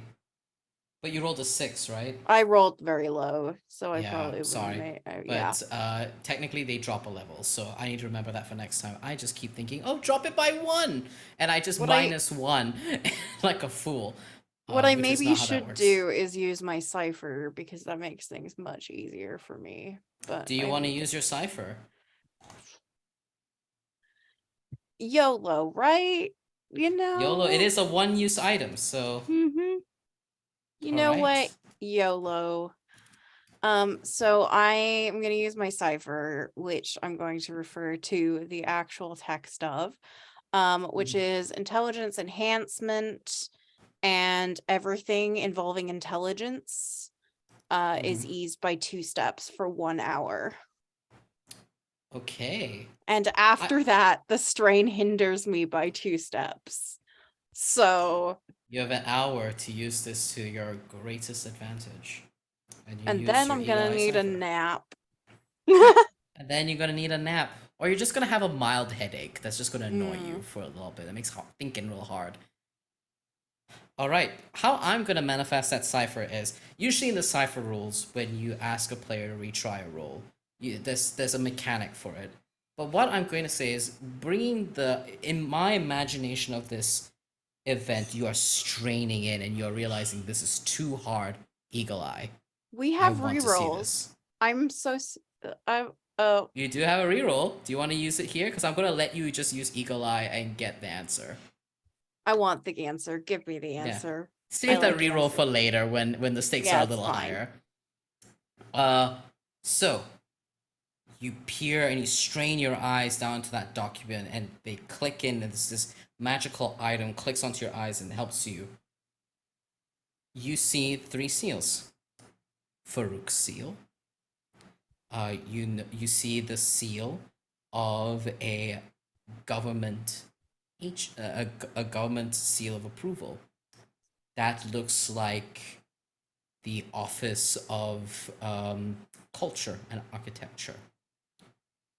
And with your mingling and knowledge, I would say that you would know that this is Lord Luke of the Dark Tides seal. Sure. Politician The guy. politician guy.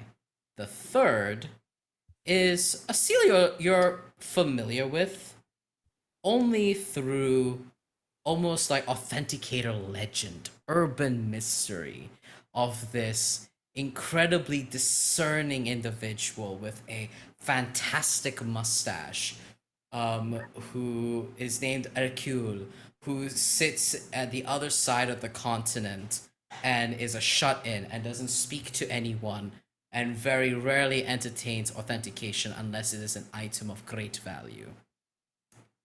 Their seal is on that. And well, Luke is here, but Hercule is not here. Hercule, whose last name may or may not be Poirot, is Legally distinct from Poirot. Does he have a he's fabulous actually mustache? he's Hercule Poirot. He's from Indiana. Yeah, he's from Indiana, yeah. Another thing that That now makes sense. exists in this universe, Indiana. I've already made Greece real by accident. Indiana's an island. So just anyway.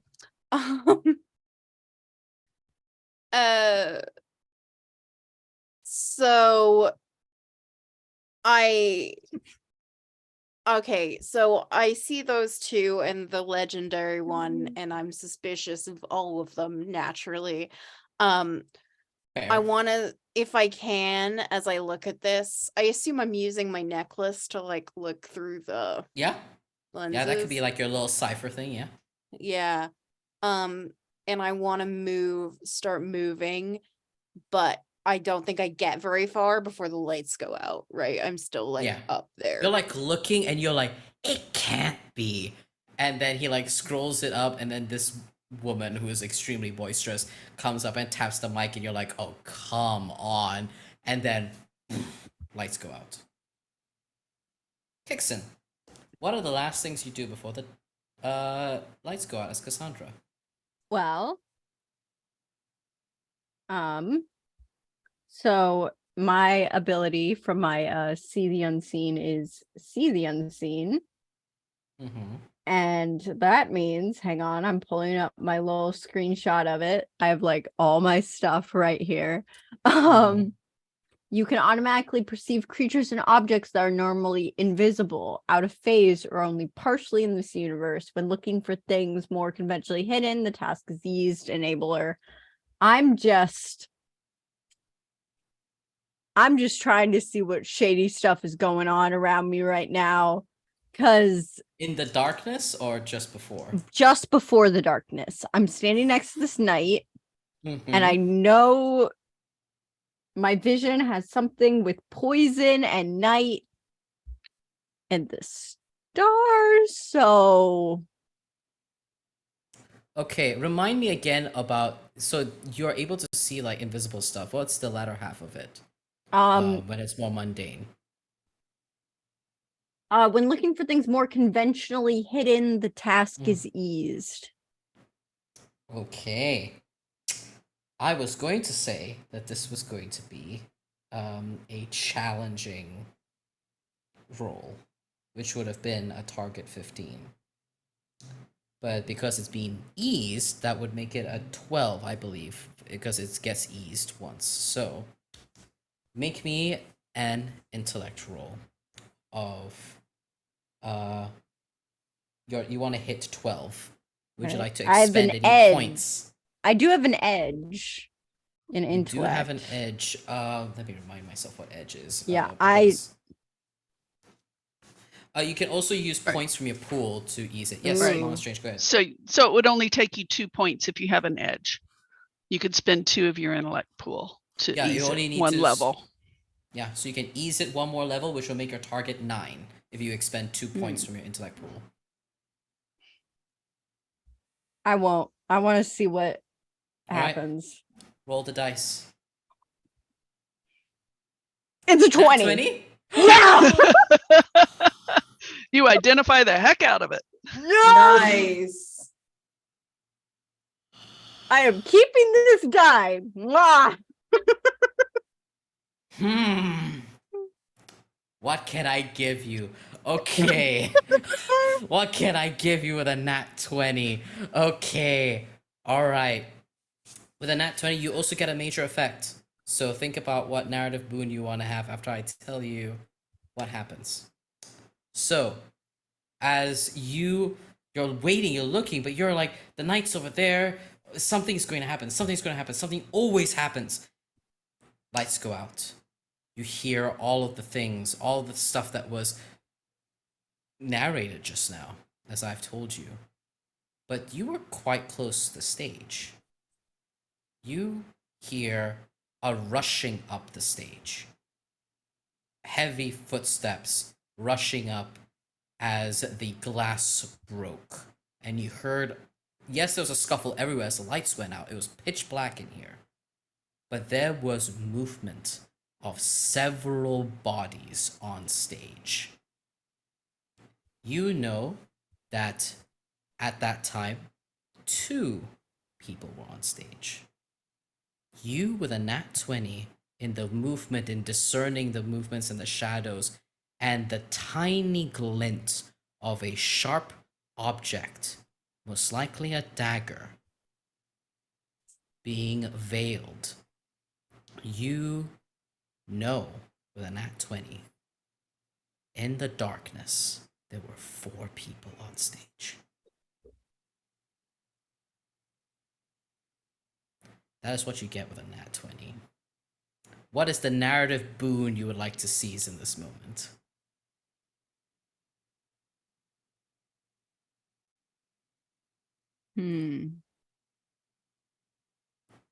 Quick question. Okay. Just because with the nat 20, Uh-huh. I was standing next to the knight, Yes. who was standing next to Lambert, I believe. Standing next to Luke. Luke. Okay, Luke is different from Lambert. All right. Yeah. The knight didn't move. Would you want that to be a major effect? I would like to know if the knight moved. With the exchange of a major effect, I will tell you if the knight moved. Yes. The knight did not move. The knight, in fact, stood staunch still, and like for a moment you felt and heard the sound of a sword being unsheathed. And I think you felt the pommel touch like your hip when they realized that you were still there. That's what you get with a major effect and natural 20. Damn! Okay. It's my birthday. It is your birthday. Happy birthday, Kixn. Last but not least, Mama Strange. What's the last thing you'd like to do? Mama Strange or Millicent is focused on that star, like intensely looking, trying to figure out how it came up, what, how it is fastened in this case, what is the best way to get it out of this case. Mm-hmm. She also, if it matters, is standing by Eric. Mm-hmm. Yeah, you were. You were stood by Eric. All right. Since you're trying to discern stuff with a star, give me also an intellect roll. That will also be a similar difficulty. Would you like to reduce it in any way? You are trying to hit a target 15. I am trained in both identifying and searching and listening. Can I use one of those? You can reduce that. It'll be 12 now. All right. I think I am going to use, I don't have an edge in intellect, but I am going to use a level. Go ahead. All right. So now it is lowered down to 9. This is pretty good odds. I don't trust my dice. So, yep, rightfully so. That is a 5. Reroll. Reroll. You got a free reroll. Use it. Oh no, what is that? That is a 3. Oh no. That is unfortunate. Very. I think what happens is, because I think lack of information still gives you information. That's my philosophy. I think what happens is Eric's massive form obscures your vision. I think as you were like trying to discern it, you were so close. You were discerning the screws, you were looking at the housing. There seems to be like a type of protective layer, almost like a display case and the actual item itself. And you're trying to discern like where because you were told there's a protective layer, where the protective layer and the star end or begin. And as you're like looking and paying attention, the lights go off, and in the final vestiges of vision, you see a large form in front of you stand up and scamper onto stage and block your vision.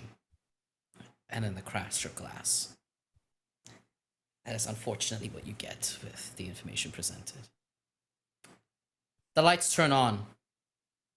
A slumped, large body of a canine fellow named Eric has fallen, face down.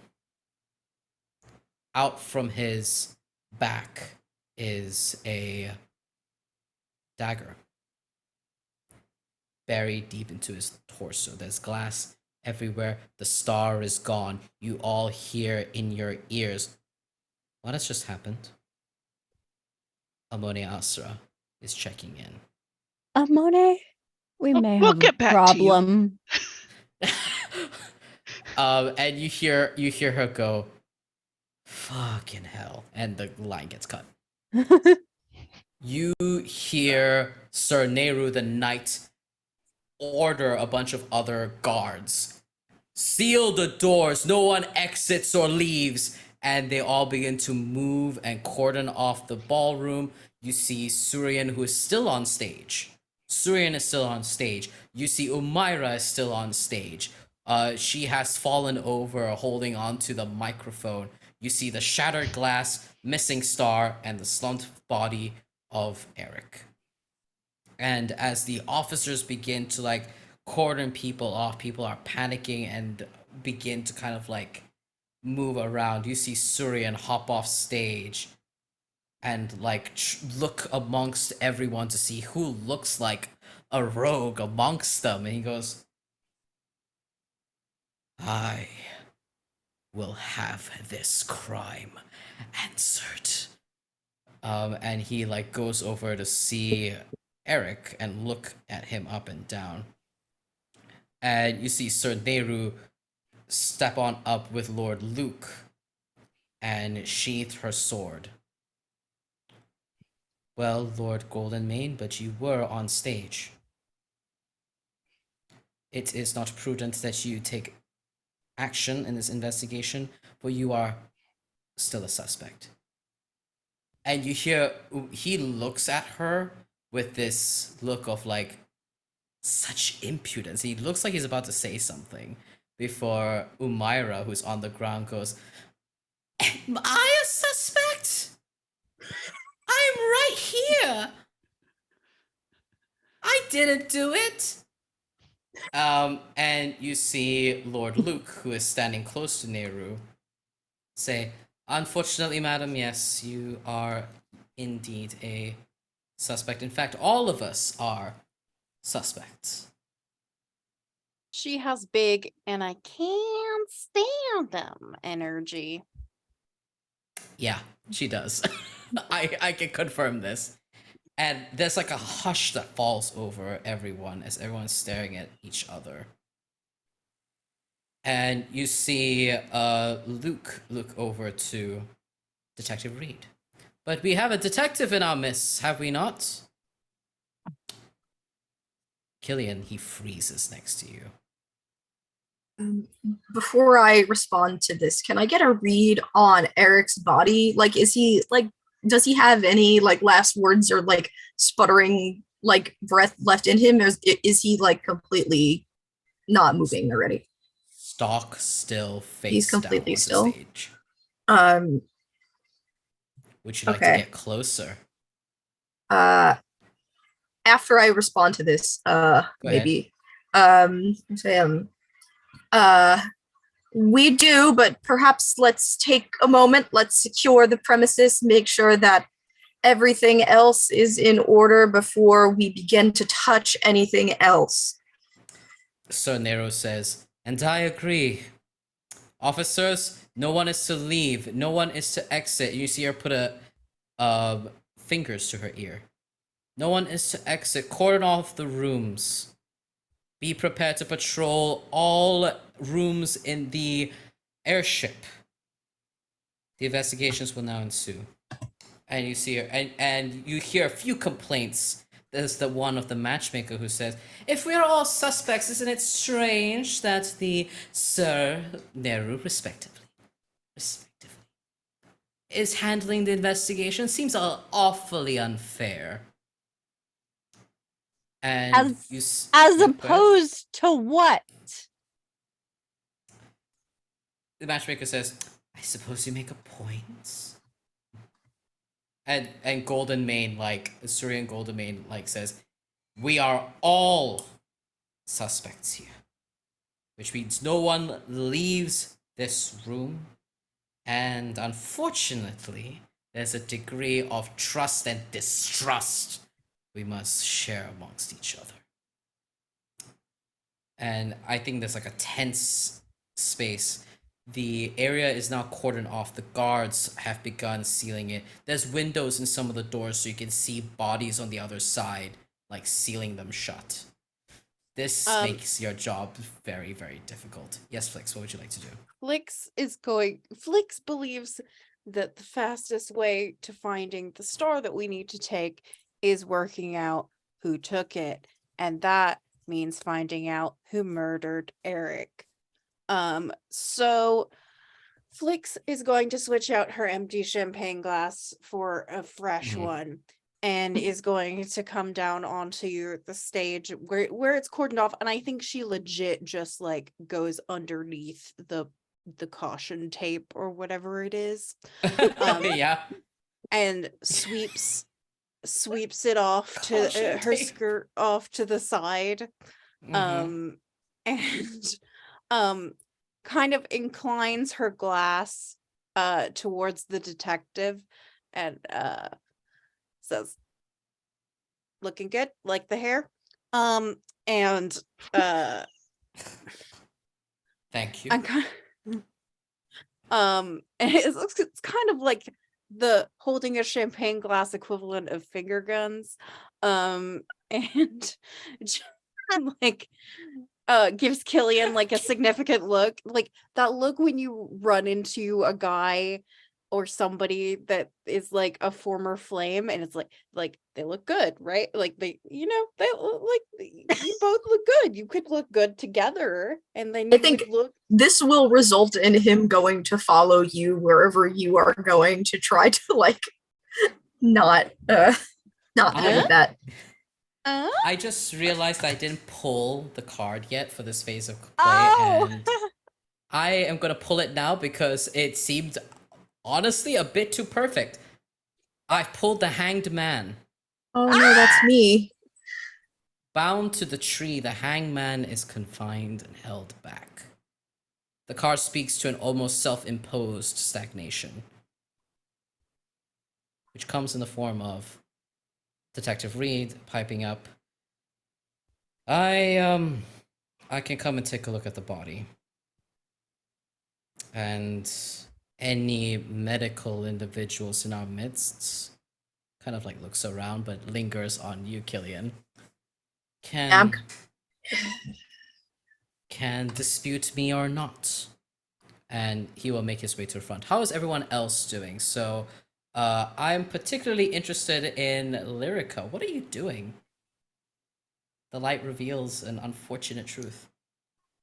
Yeah, Lyrica was she moved to the fountain as told, and made it there just as the scream arose, and I'm pretty sure that she could identify that was Umaira screaming. So that was kind of her first like, oh, what's going on? And then she turns to the stage and like sees Yubara like on the ground for a second, and is like, well, that might, for a moment there's like this thought in her head that just goes like, well, that just made my night a lot easier. And then she realizes it's not Umaira who's dead.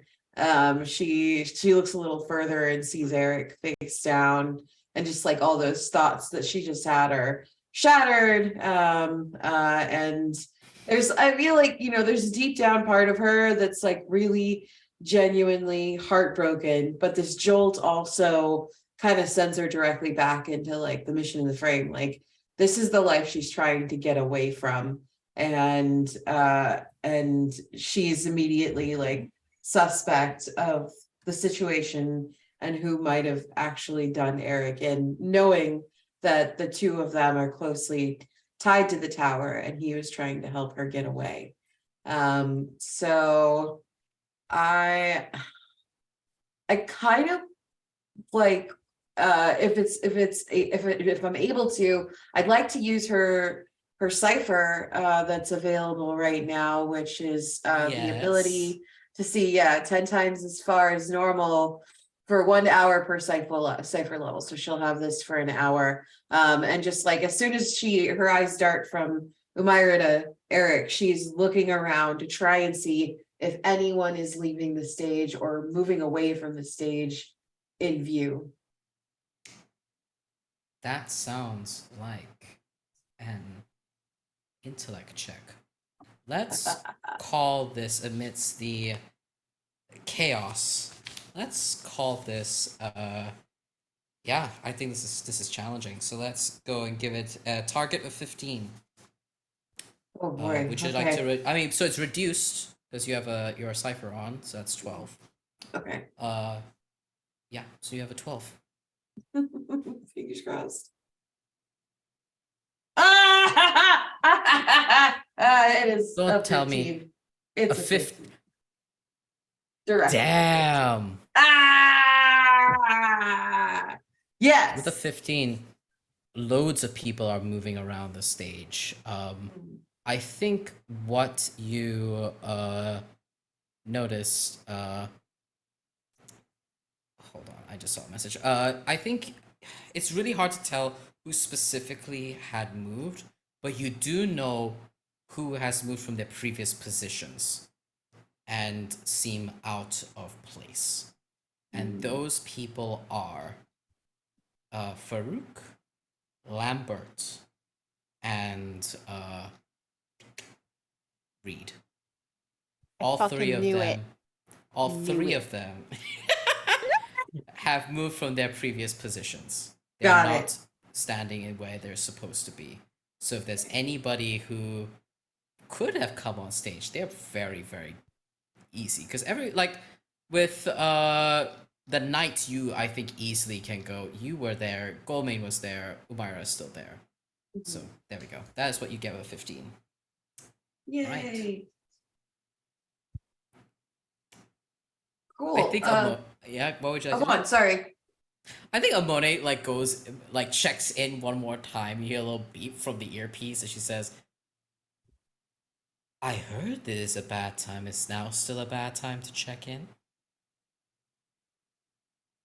So Lyrica is the first to respond. And she says, your timing is as good as it ever is. And she'll just give the direct report about what's happened. Like Eric is or a gentleman named Eric. I don't know if Amone knows Eric, right? Like they're all part of this operation. When you say Eric's name, I think at first Amone was like, well, all of you were not handing in quips back and forth, so I figured something was wrong. Flix was awfully quiet for a while. And then you give the report and you say that Eric is dead. And you see Amone, there's a pause before she says, oh, your former co-worker, yes? I didn't think he was in attendance. Turns out he is. Turns out he's dead. And the star is also missing. Well, that is unfortunate. Well, it begs to reason that whoever murdered Eric, gentleman, is the one with the item we need. Those are my Use your- guesses. And she's still on speaker to everyone, so she says, use your discretion. Don't get caught. Don't be suspected. And the conference ends. All right. Reed moves up towards the body and begins investigating it. What is everyone doing while Reed is investigating the body? I think although she moved towards the body under the pretense of like, we've got to solve the murder, she kind of swept past it. And I think that she's holding part of her skirt. She's wearing red, which I like, a very deep red, and I think it kind of brushes some of the blood on the ground and like smears it a little as she's Oh, walking. no. Oh Um, no. The murder and scene. the murder dress. scene. And she's kind of like looking at where the Mhm. star was. And I think I'm trying to work out if this is a circumstance in which I could use a thing. Okay. Um, You may ask, I am a kind and benevolent GM. I only killed the one nice guy. Well, I think probably also she'd make eye contact with Millicent because Millicent is the other object person here. Mm-hmm. And kind of like do the little like maybe like this one. Yeah. Yeah, Millicent was already rushing out that way. Perfect. But can I don't know, I have to spend XP to do things, and I don't know, do I have XP to spend? Oh, what do you want to do? Tell me what you want to do. I have a thing because I'm an adept. I have Okay. a thing called Convenient Idea. A flash of insight Oh. provides me with a clear answer or suggests a course of action with regard to an urgent question, problem, or obstacle that I'm facing. Oh, I am player currently- intrusion. I'm currently facing an obstacle. You sure are. You know what? Let's see if the cards will be kind to you. We're going to be entering a new Oh. phase of play now.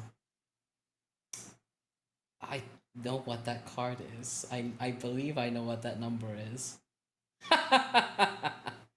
Number 11. The Justice card. That's me. I'm Justice. And it's justice in the upright position. Justice, fairness, truth, cause and effect, and law. That feels good. All right. I think the convenient idea that you come up with as you approach this, since you used your adaptability, give me a roll. It won't be too hard of a roll. Let's say target number 9. It's not too hard. I switched Why not? die because the other one was really not working out for me.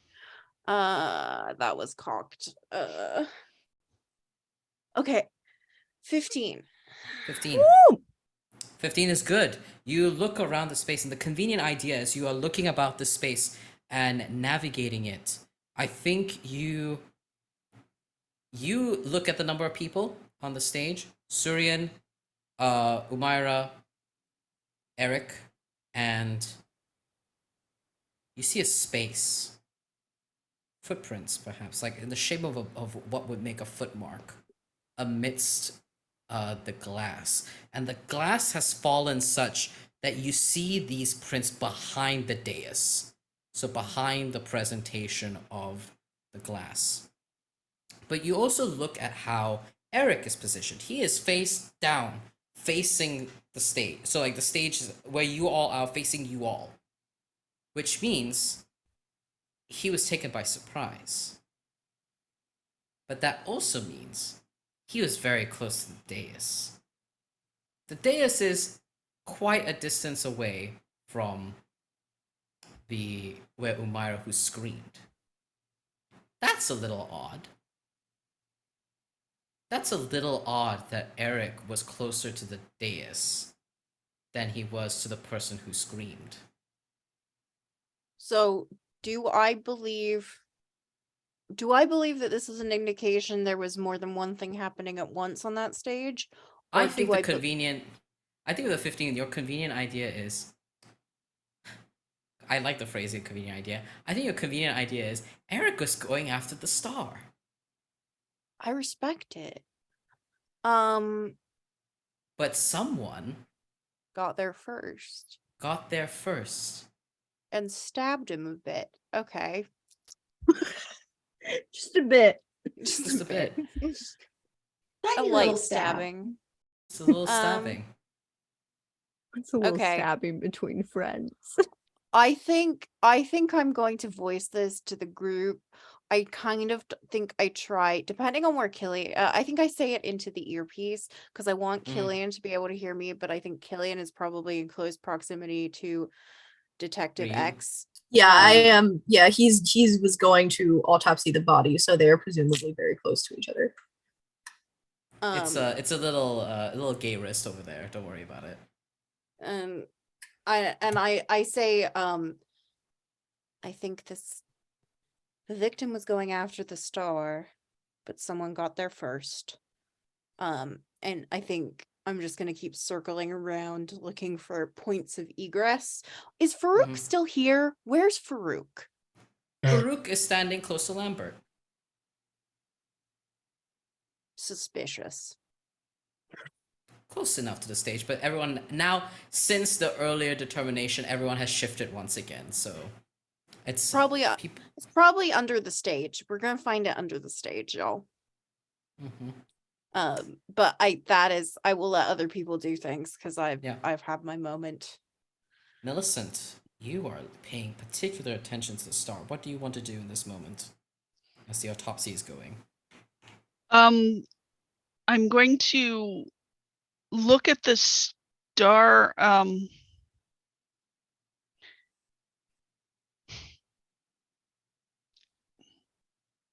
I guess part of my thought is that I want to see how the star got on stage and see if there's a way off that maybe people wouldn't notice. But also, how did somebody get through the protections to take the star?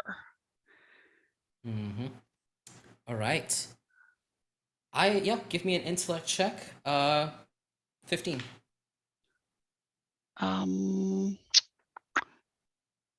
Identifying or searching and listening. Searching and listening sounds Searching and appropriate. listening.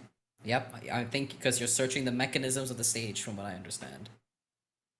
Yay! That's an 18. Much better. An 18. By Switch the way, dice. you all, I do know that we have a major effect that someone donated before that's still waiting for prompts for the next time the party succeeds. So Woo! note that. With a Yeah. 15. Yep. So what'd you roll again? Sorry. 18. Roll a 18. Perfect. Is that an effect? Do you get an effect on 18? No, that's for damage, I believe. You take a look at the stage. The dais has not moved, so no one pressed the dais to use the elevation function of where the dais comes up and comes down. But I think you look at this, and I think the first thought that comes into your mind, Millicent, is sloppy. Actually sloppy. Like someone came in like a fucking wrecking ball, and smashed the glass casing. You're now taking a better look at what's inside. There's a glass casing, like a display case. And inside a display case, we've got the nice suede flooring, and you see kind of the holder, like a metallic ring that holds it in place. And you're looking at this ring, it has slots in it, which means there's probably a metallic glass casing of the actual star itself that protects it, almost like a mint, like a card sleeve or like a minting shield for precious items. That slots into that, and you're looking at how this glass was broken. Someone just took a fucking sharp, or not sharp, or blunt object that's easy to hold and just whacked it by the way the glass is shattered. This was reckless. Reckless. Not thought through. Potentially could have hit the star. And I think that's the part of you that kind of like icks you a little bit. Like, this could have damaged the star. How dare they? Completely. How dare they? And within 18, I think you also discern something very interesting about the star. And the casing. You're looking at the slot and the metallic casing that would have been around it.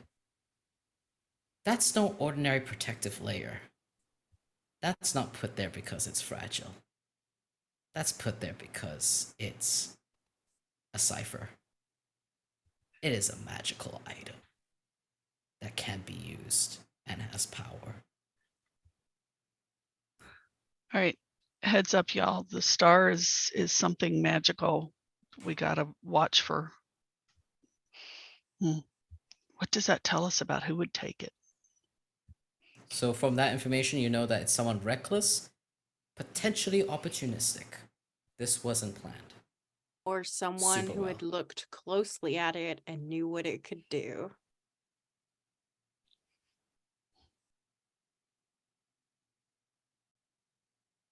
I'm gonna come on the earpiece and say,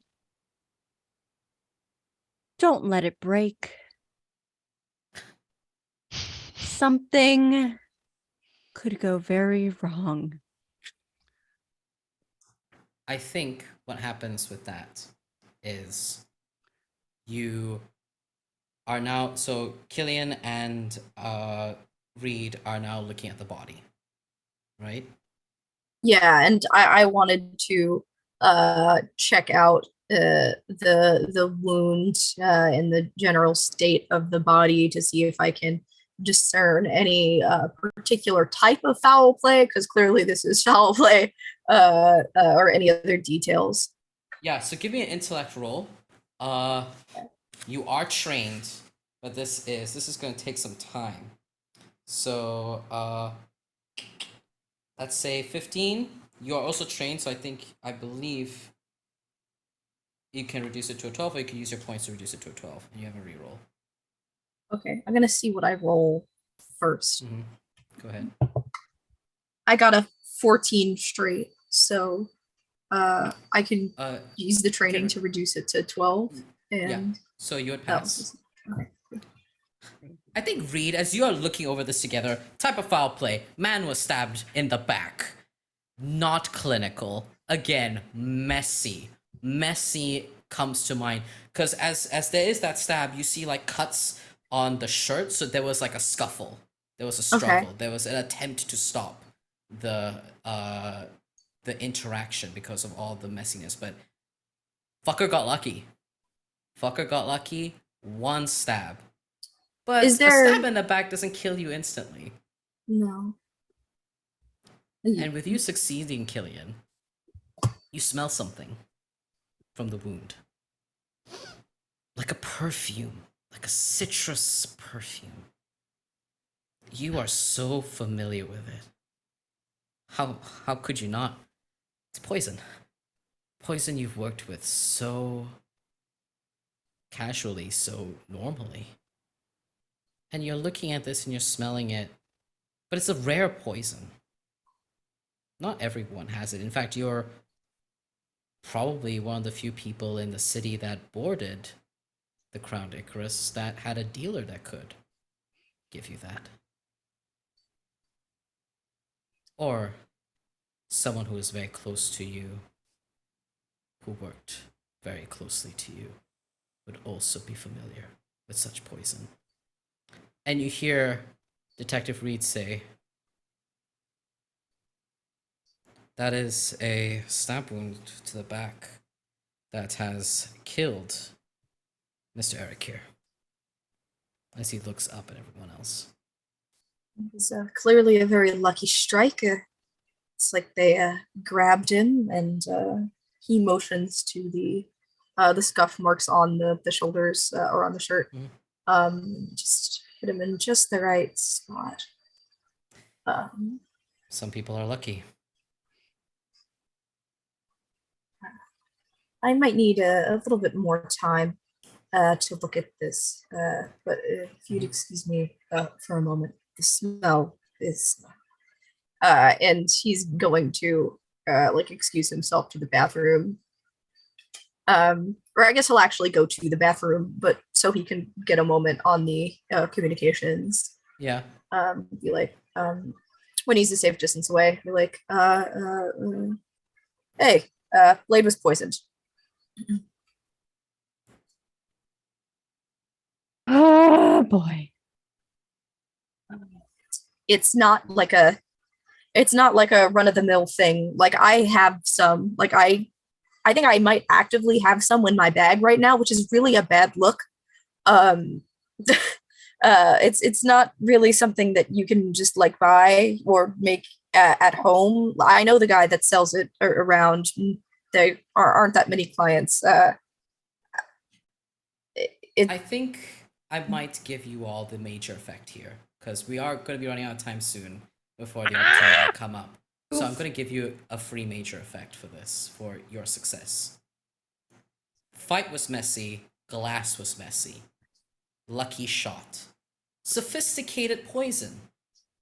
That is not a poison you have if you're going to be messy like that. That is a sophisticated poison. That is a classy poison. You don't think... I think the conclusion you come to your mind is the murderer is not someone who knows how to use a poison properly, who understands it or is sophisticated. And I think in some of your conclusions in your mind, when you think about Detective Reed, there is a link there. Don't think you think it's him. Sorry. Oh, I was just going to say it's not like he could have physically committed the act because I was with him the entire time. That doesn't mean that he didn't help orchestrate it. Mm-hmm. You know who is unsophisticated? Lying Lambert? Lying somebody. I think Lyrica takes the opportunity to get on communications and say, I did see 3 positions move quickly away from the stage at that time, and Lambert and Reed were among those 2 positions, but so was, let me pull up my notes, so was Farouk. Aha. Coincidence? I think not. Hey, I think don't it's know a- much about Farouk. Do you know if there would be a motive there? Likes being a weasel. His hobbies include betraying people, causing ruin, being generally kind of a dick. He would know what that thing could do because he authenticated it. I don't know if the other people whose seals are on there actually authenticated it separately, or if he just got their seals and put them on there because that's what he did to me. Think of like a weasel and then turn that I get it. weasel into a human. We understand. We get this weird metaphorical simile you're trying to spin here. My point is that he knows what it can do. Hey, GM. I think I want to use my Cypher. Use your Cypher. Mm-hmm. Secret. That is my Cypher. Please explain to the audience what that is. Level 1d6 plus 2. I don't know what that means, but Don't worry about the level. Just, cool. just the thing. Great. Don't worry about that. Effect. The user can ask the GM 1 question and get a general answer. The GM assigns a level to the question. So the more obscure the answer, the more difficult the task. Generally, knowledge that a PC could find by looking somewhere other than their current location is level 1. And obscure knowledge of the past is level 7. Gaining knowledge of the future is level 10. Such knowledge is always open to interpretation. Okay. What is your question?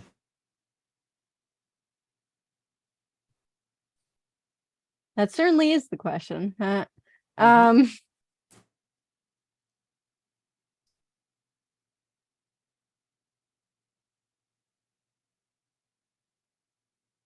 Something is wrong here. Mm-hmm. Something is very wrong. There sure is a dead body on the stage. Yes. Yes, that too. That too. Many things are wrong here.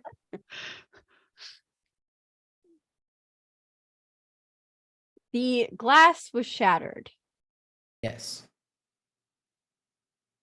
So you would say like a shield was shattered.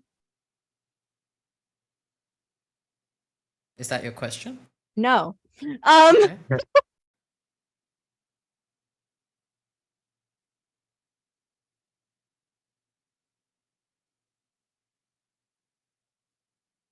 Everything just flew out of my brain, like right No now. worries. Wait, while Nope. you're thinking about while you're thinking about that, I know that you want to ask a secret.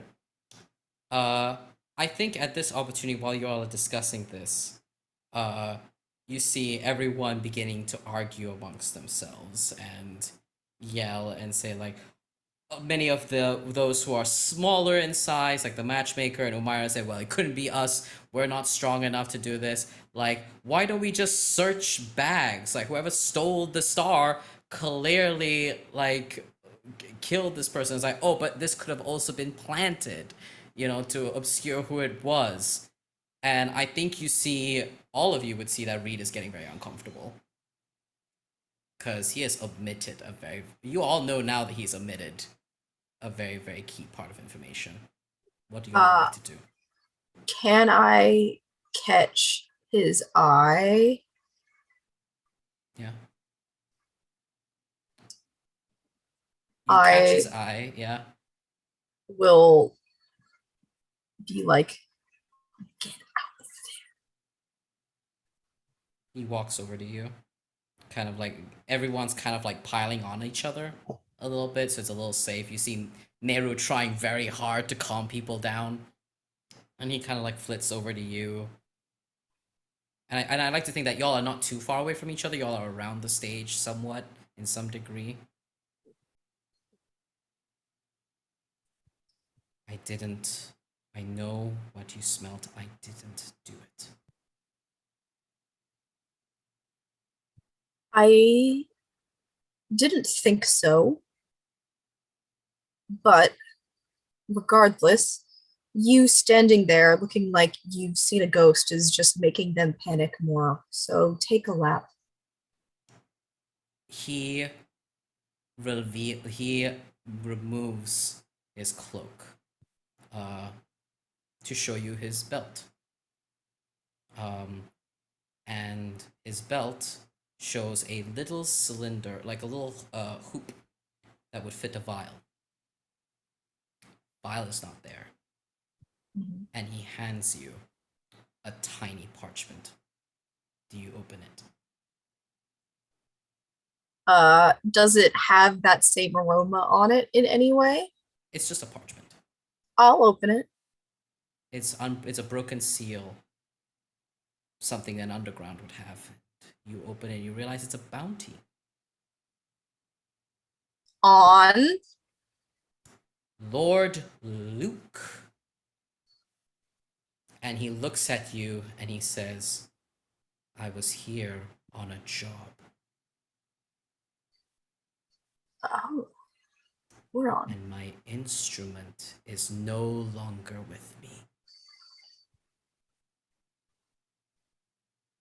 You know, it's actually kind of a shame because that guy's kind of an asshole, and it's a really clever choice.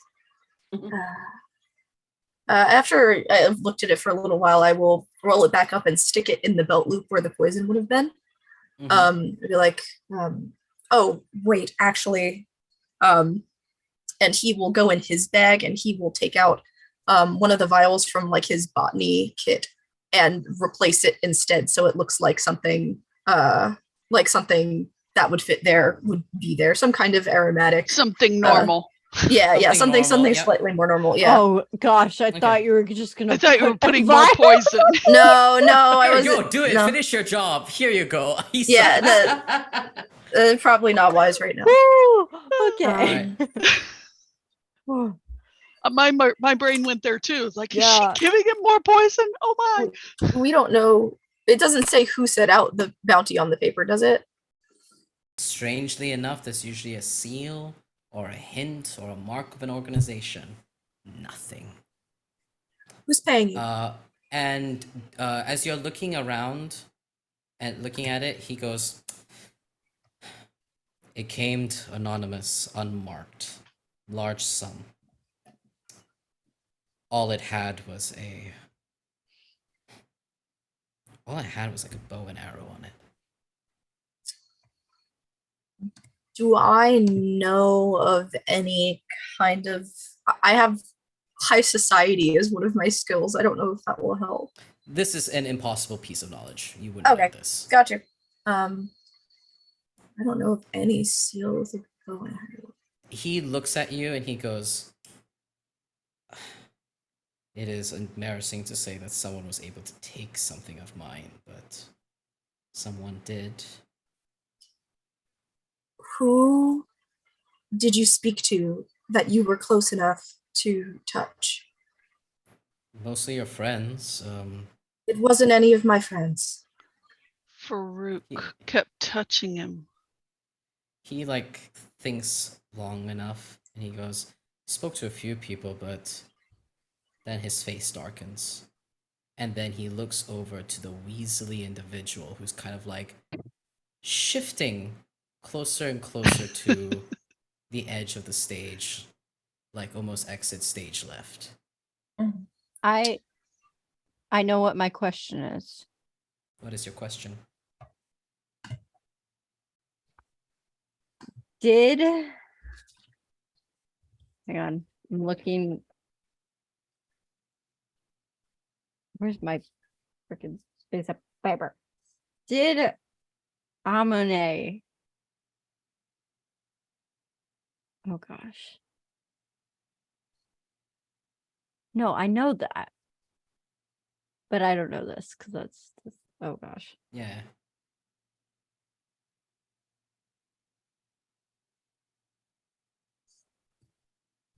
Do I feel like Amone has Amone royally screwed us over on this? No.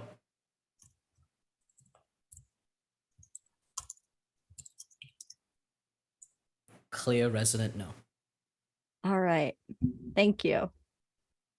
That was worth it. That was worth it. I think Jasek looks very darkly and like pats, because you know where the hoop is, and it's on his lower back. "I did have Farouk touch me a few times." I will activate comms. And he goes, and yes, the story about my mom was bullshit, though I think she actually gets invited.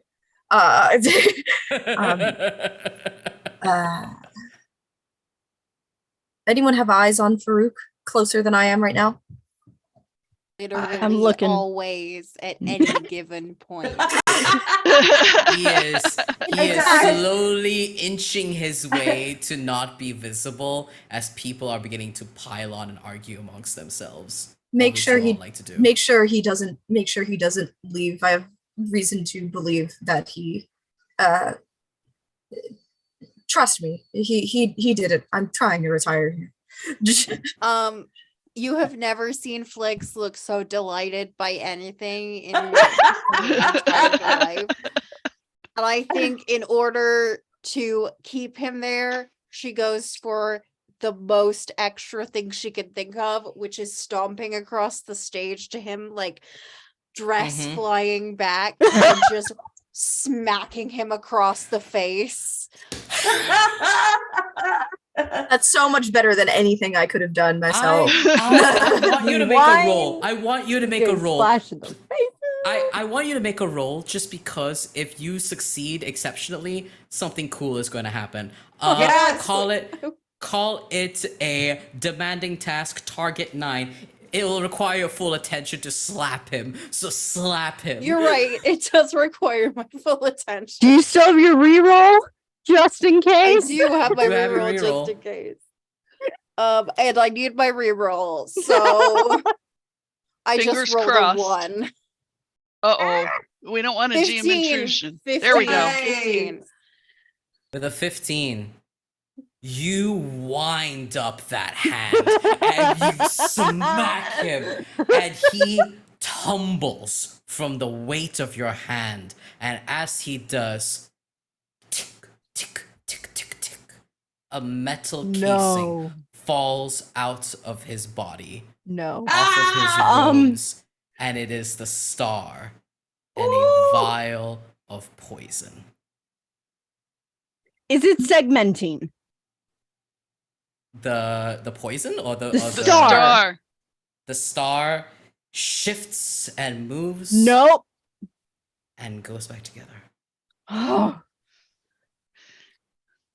Unfortunately, I've just drawn all the attention towards You that. did, and Oh. everyone pans to you, and there's this pregnant pause, and it takes maybe a bit too long before Neru is like, seize him, and like all of the guards gather around to seize him. There's an obvious scuffle. Is there anything you would like to do or attempt to do? grab it, grab it, grab it, grab it. You, Yeah. I would grab like to it. very casually grab the star, please. You grab under the your skirts. scar. Oh, I want to do something also. Yes. I want to press my dagger into Jasek's hand and say, well, you have the chance. Go finish that contract. Yes! Support it. Oh. The chaos unfolds. I'm gonna pull a card. The High Priestess. While the chaos is unfolding, can Mhm. Lyrica run for the stage? Or like not run, but like speed walk for the stage? Speed walk to the stage, yes. Yeah, because my intention is if anybody saw Flix make a grab for the star, Lyrica has a speaker ability called Erase Memories, and I'd like her to immediately erase the memory of anyone who has like seen Flix do what she just did. Give me an intellect roll. It'll be difficult. Target 12 Okay. to find the right person who would have seen it before Flix got it. 15. Ooh. Again. There's one person who saw. It is Right. Myra. Umbira. And you saw her eyes widen as she sees Flix pick it up, and you catch her by the tip of her chin. Mhm. And how do you erase her memory of that moment?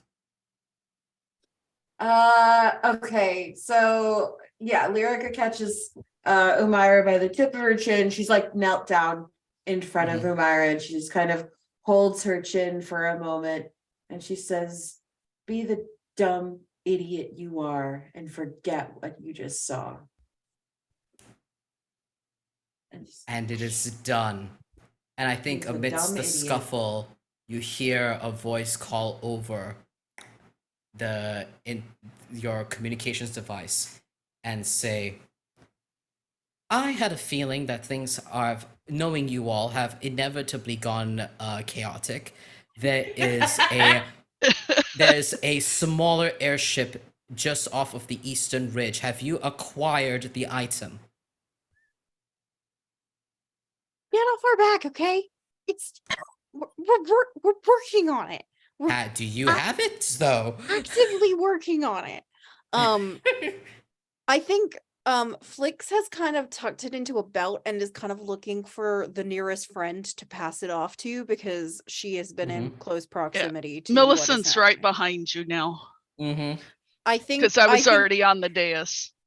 it's very Perfect. like leverage just like slides into the hand as Millicent walks past, and Flix as soon as it's off her person goes, "Oh no, what a rogue. Arrest him immediately." Arrest him immediately. Y'all have done all the handoffs and everything. the chaos ensues, is there anything else folks would like to do before we begin to close out on the heist? As you are successful for the most part. Poor Eric. Nothing. Anyways, okay, if there's nothing else, Killian, as you hand the dagger back to Reed, Reed looks at you. Do you think you'll be free for coffee soon? Well, I am. He checks his watch like it's a calendar. It's clearly not. Like, I am retiring in about an hour, so I'll be tied up in the next couple of hours. Tuesday, Tuesday, the capital. Yeah. 11. Yeah, I could do 11. 11. All right, I'll see you. Stop Uh, flirting. Let's move. You do that, I and turn my comm off. you turn your comm off. You all begin marching and moving. You see him flip the dagger, and just before you all leave, he, with their protector busy handling a thief and murderer, you see Reed lightly tap like it's an injection onto Lord Luke, sheath the dagger, and move west, leaving the room. You are all exiting. You move around up all these different flights of stairs, able to sneak past the distracted guards through double doors and onto the glass viewing panel, where beneath a rowboat-sized airship appears with an individual you know from the tower. He has been your they've been your driver before. Look at you and go, "Come on!" And as you all like filter in to the small rowboat, Into our clown car we go. into your little clown car, and escape with your star not broken off, not segmented. Oh, thank God. Millicent, you all look at it now that you're here, and you look at it and you're discerning it. It's a long ride home. You hear Monet in your earpiece say, "Good job, you all. Very proud of you. Happy retirement, Killian. Let us be careful with that now that we know it's a. Did you tell her? Did you tell her it was a magic item Oh, yet? Or I did. No, No. I was didn't. never But informed. Oh, we I- didn't tell her. okay. I want to know what it does though, so I want to identify it. So she won't say that it's a magic item. She's like, "Well, be careful with that. Here, it's fragile." And she'll switch off the comms device. And as you all are And looking at it, off comm, I'm gonna interpret like say, don't let it segment. Noted. yeah, And I think Flix gingerly touches it to identify it. between you and Millicent, you sit down and identify it. And without any rolls necessary, you realize that it is a type of teleportation device. And Lyrica, and I think as you hear them like mumbling and realize that it was a teleportation device, the truth is made clear. Eric was going to steal it Mm-hmm. for you all Yeah, to he vanish without a was. trace. Yeah, he was. Mm-hmm. And with that, we close on the Crown Icarus, but with a special MCU-esque post-credit scene, as deserved by all one-shots.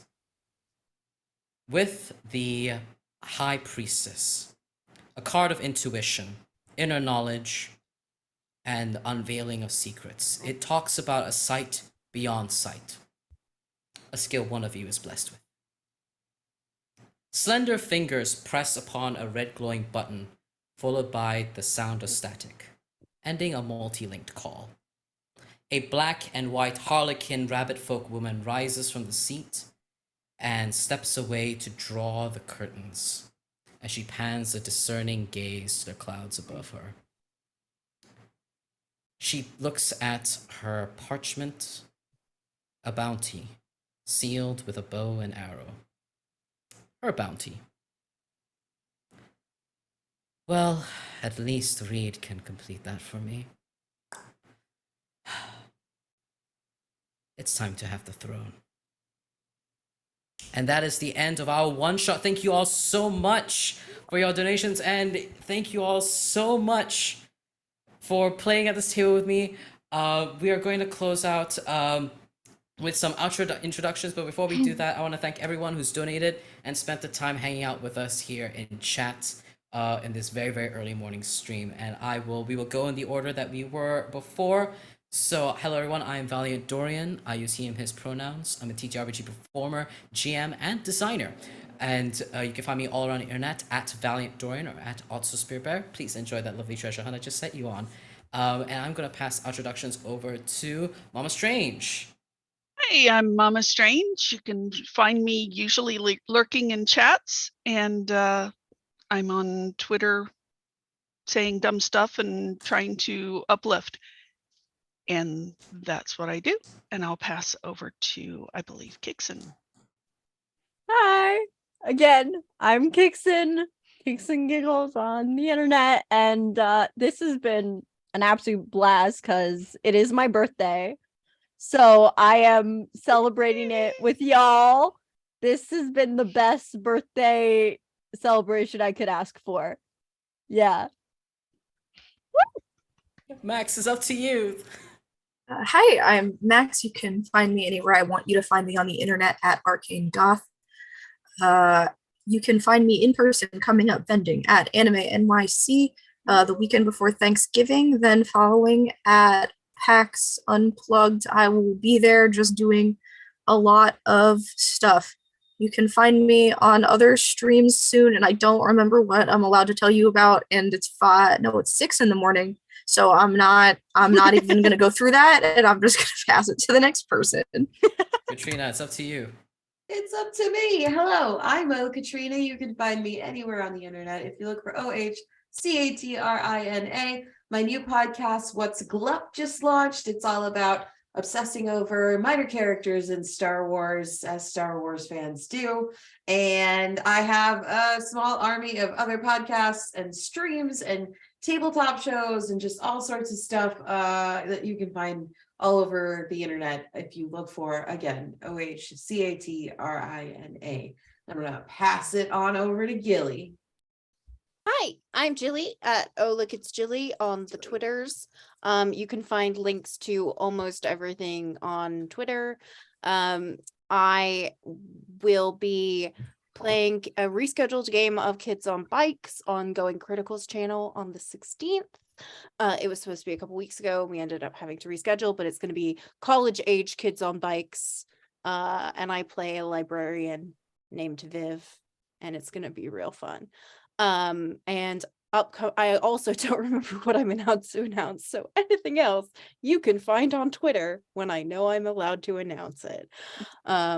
And I think that's it. That is it. Thank you all so much for being a part with us. I want to give special thanks to Forward, as well as all the folks that are in chat, and to our incredible producer, Jordan, who has been an absolute angel staying up with us and joining us on this incredible ride. Thank you all so much. I believe we'll be rounding things out, and I hope to see everyone going and supporting the D&D game, where the stuff you voted for and donated for will be happening. Mhm. And take care, everybody. That'll be it for us at the Crown Icarus. And remember, be careful when you're on airships. Someone might just fall off. Take care, everyone. Bye.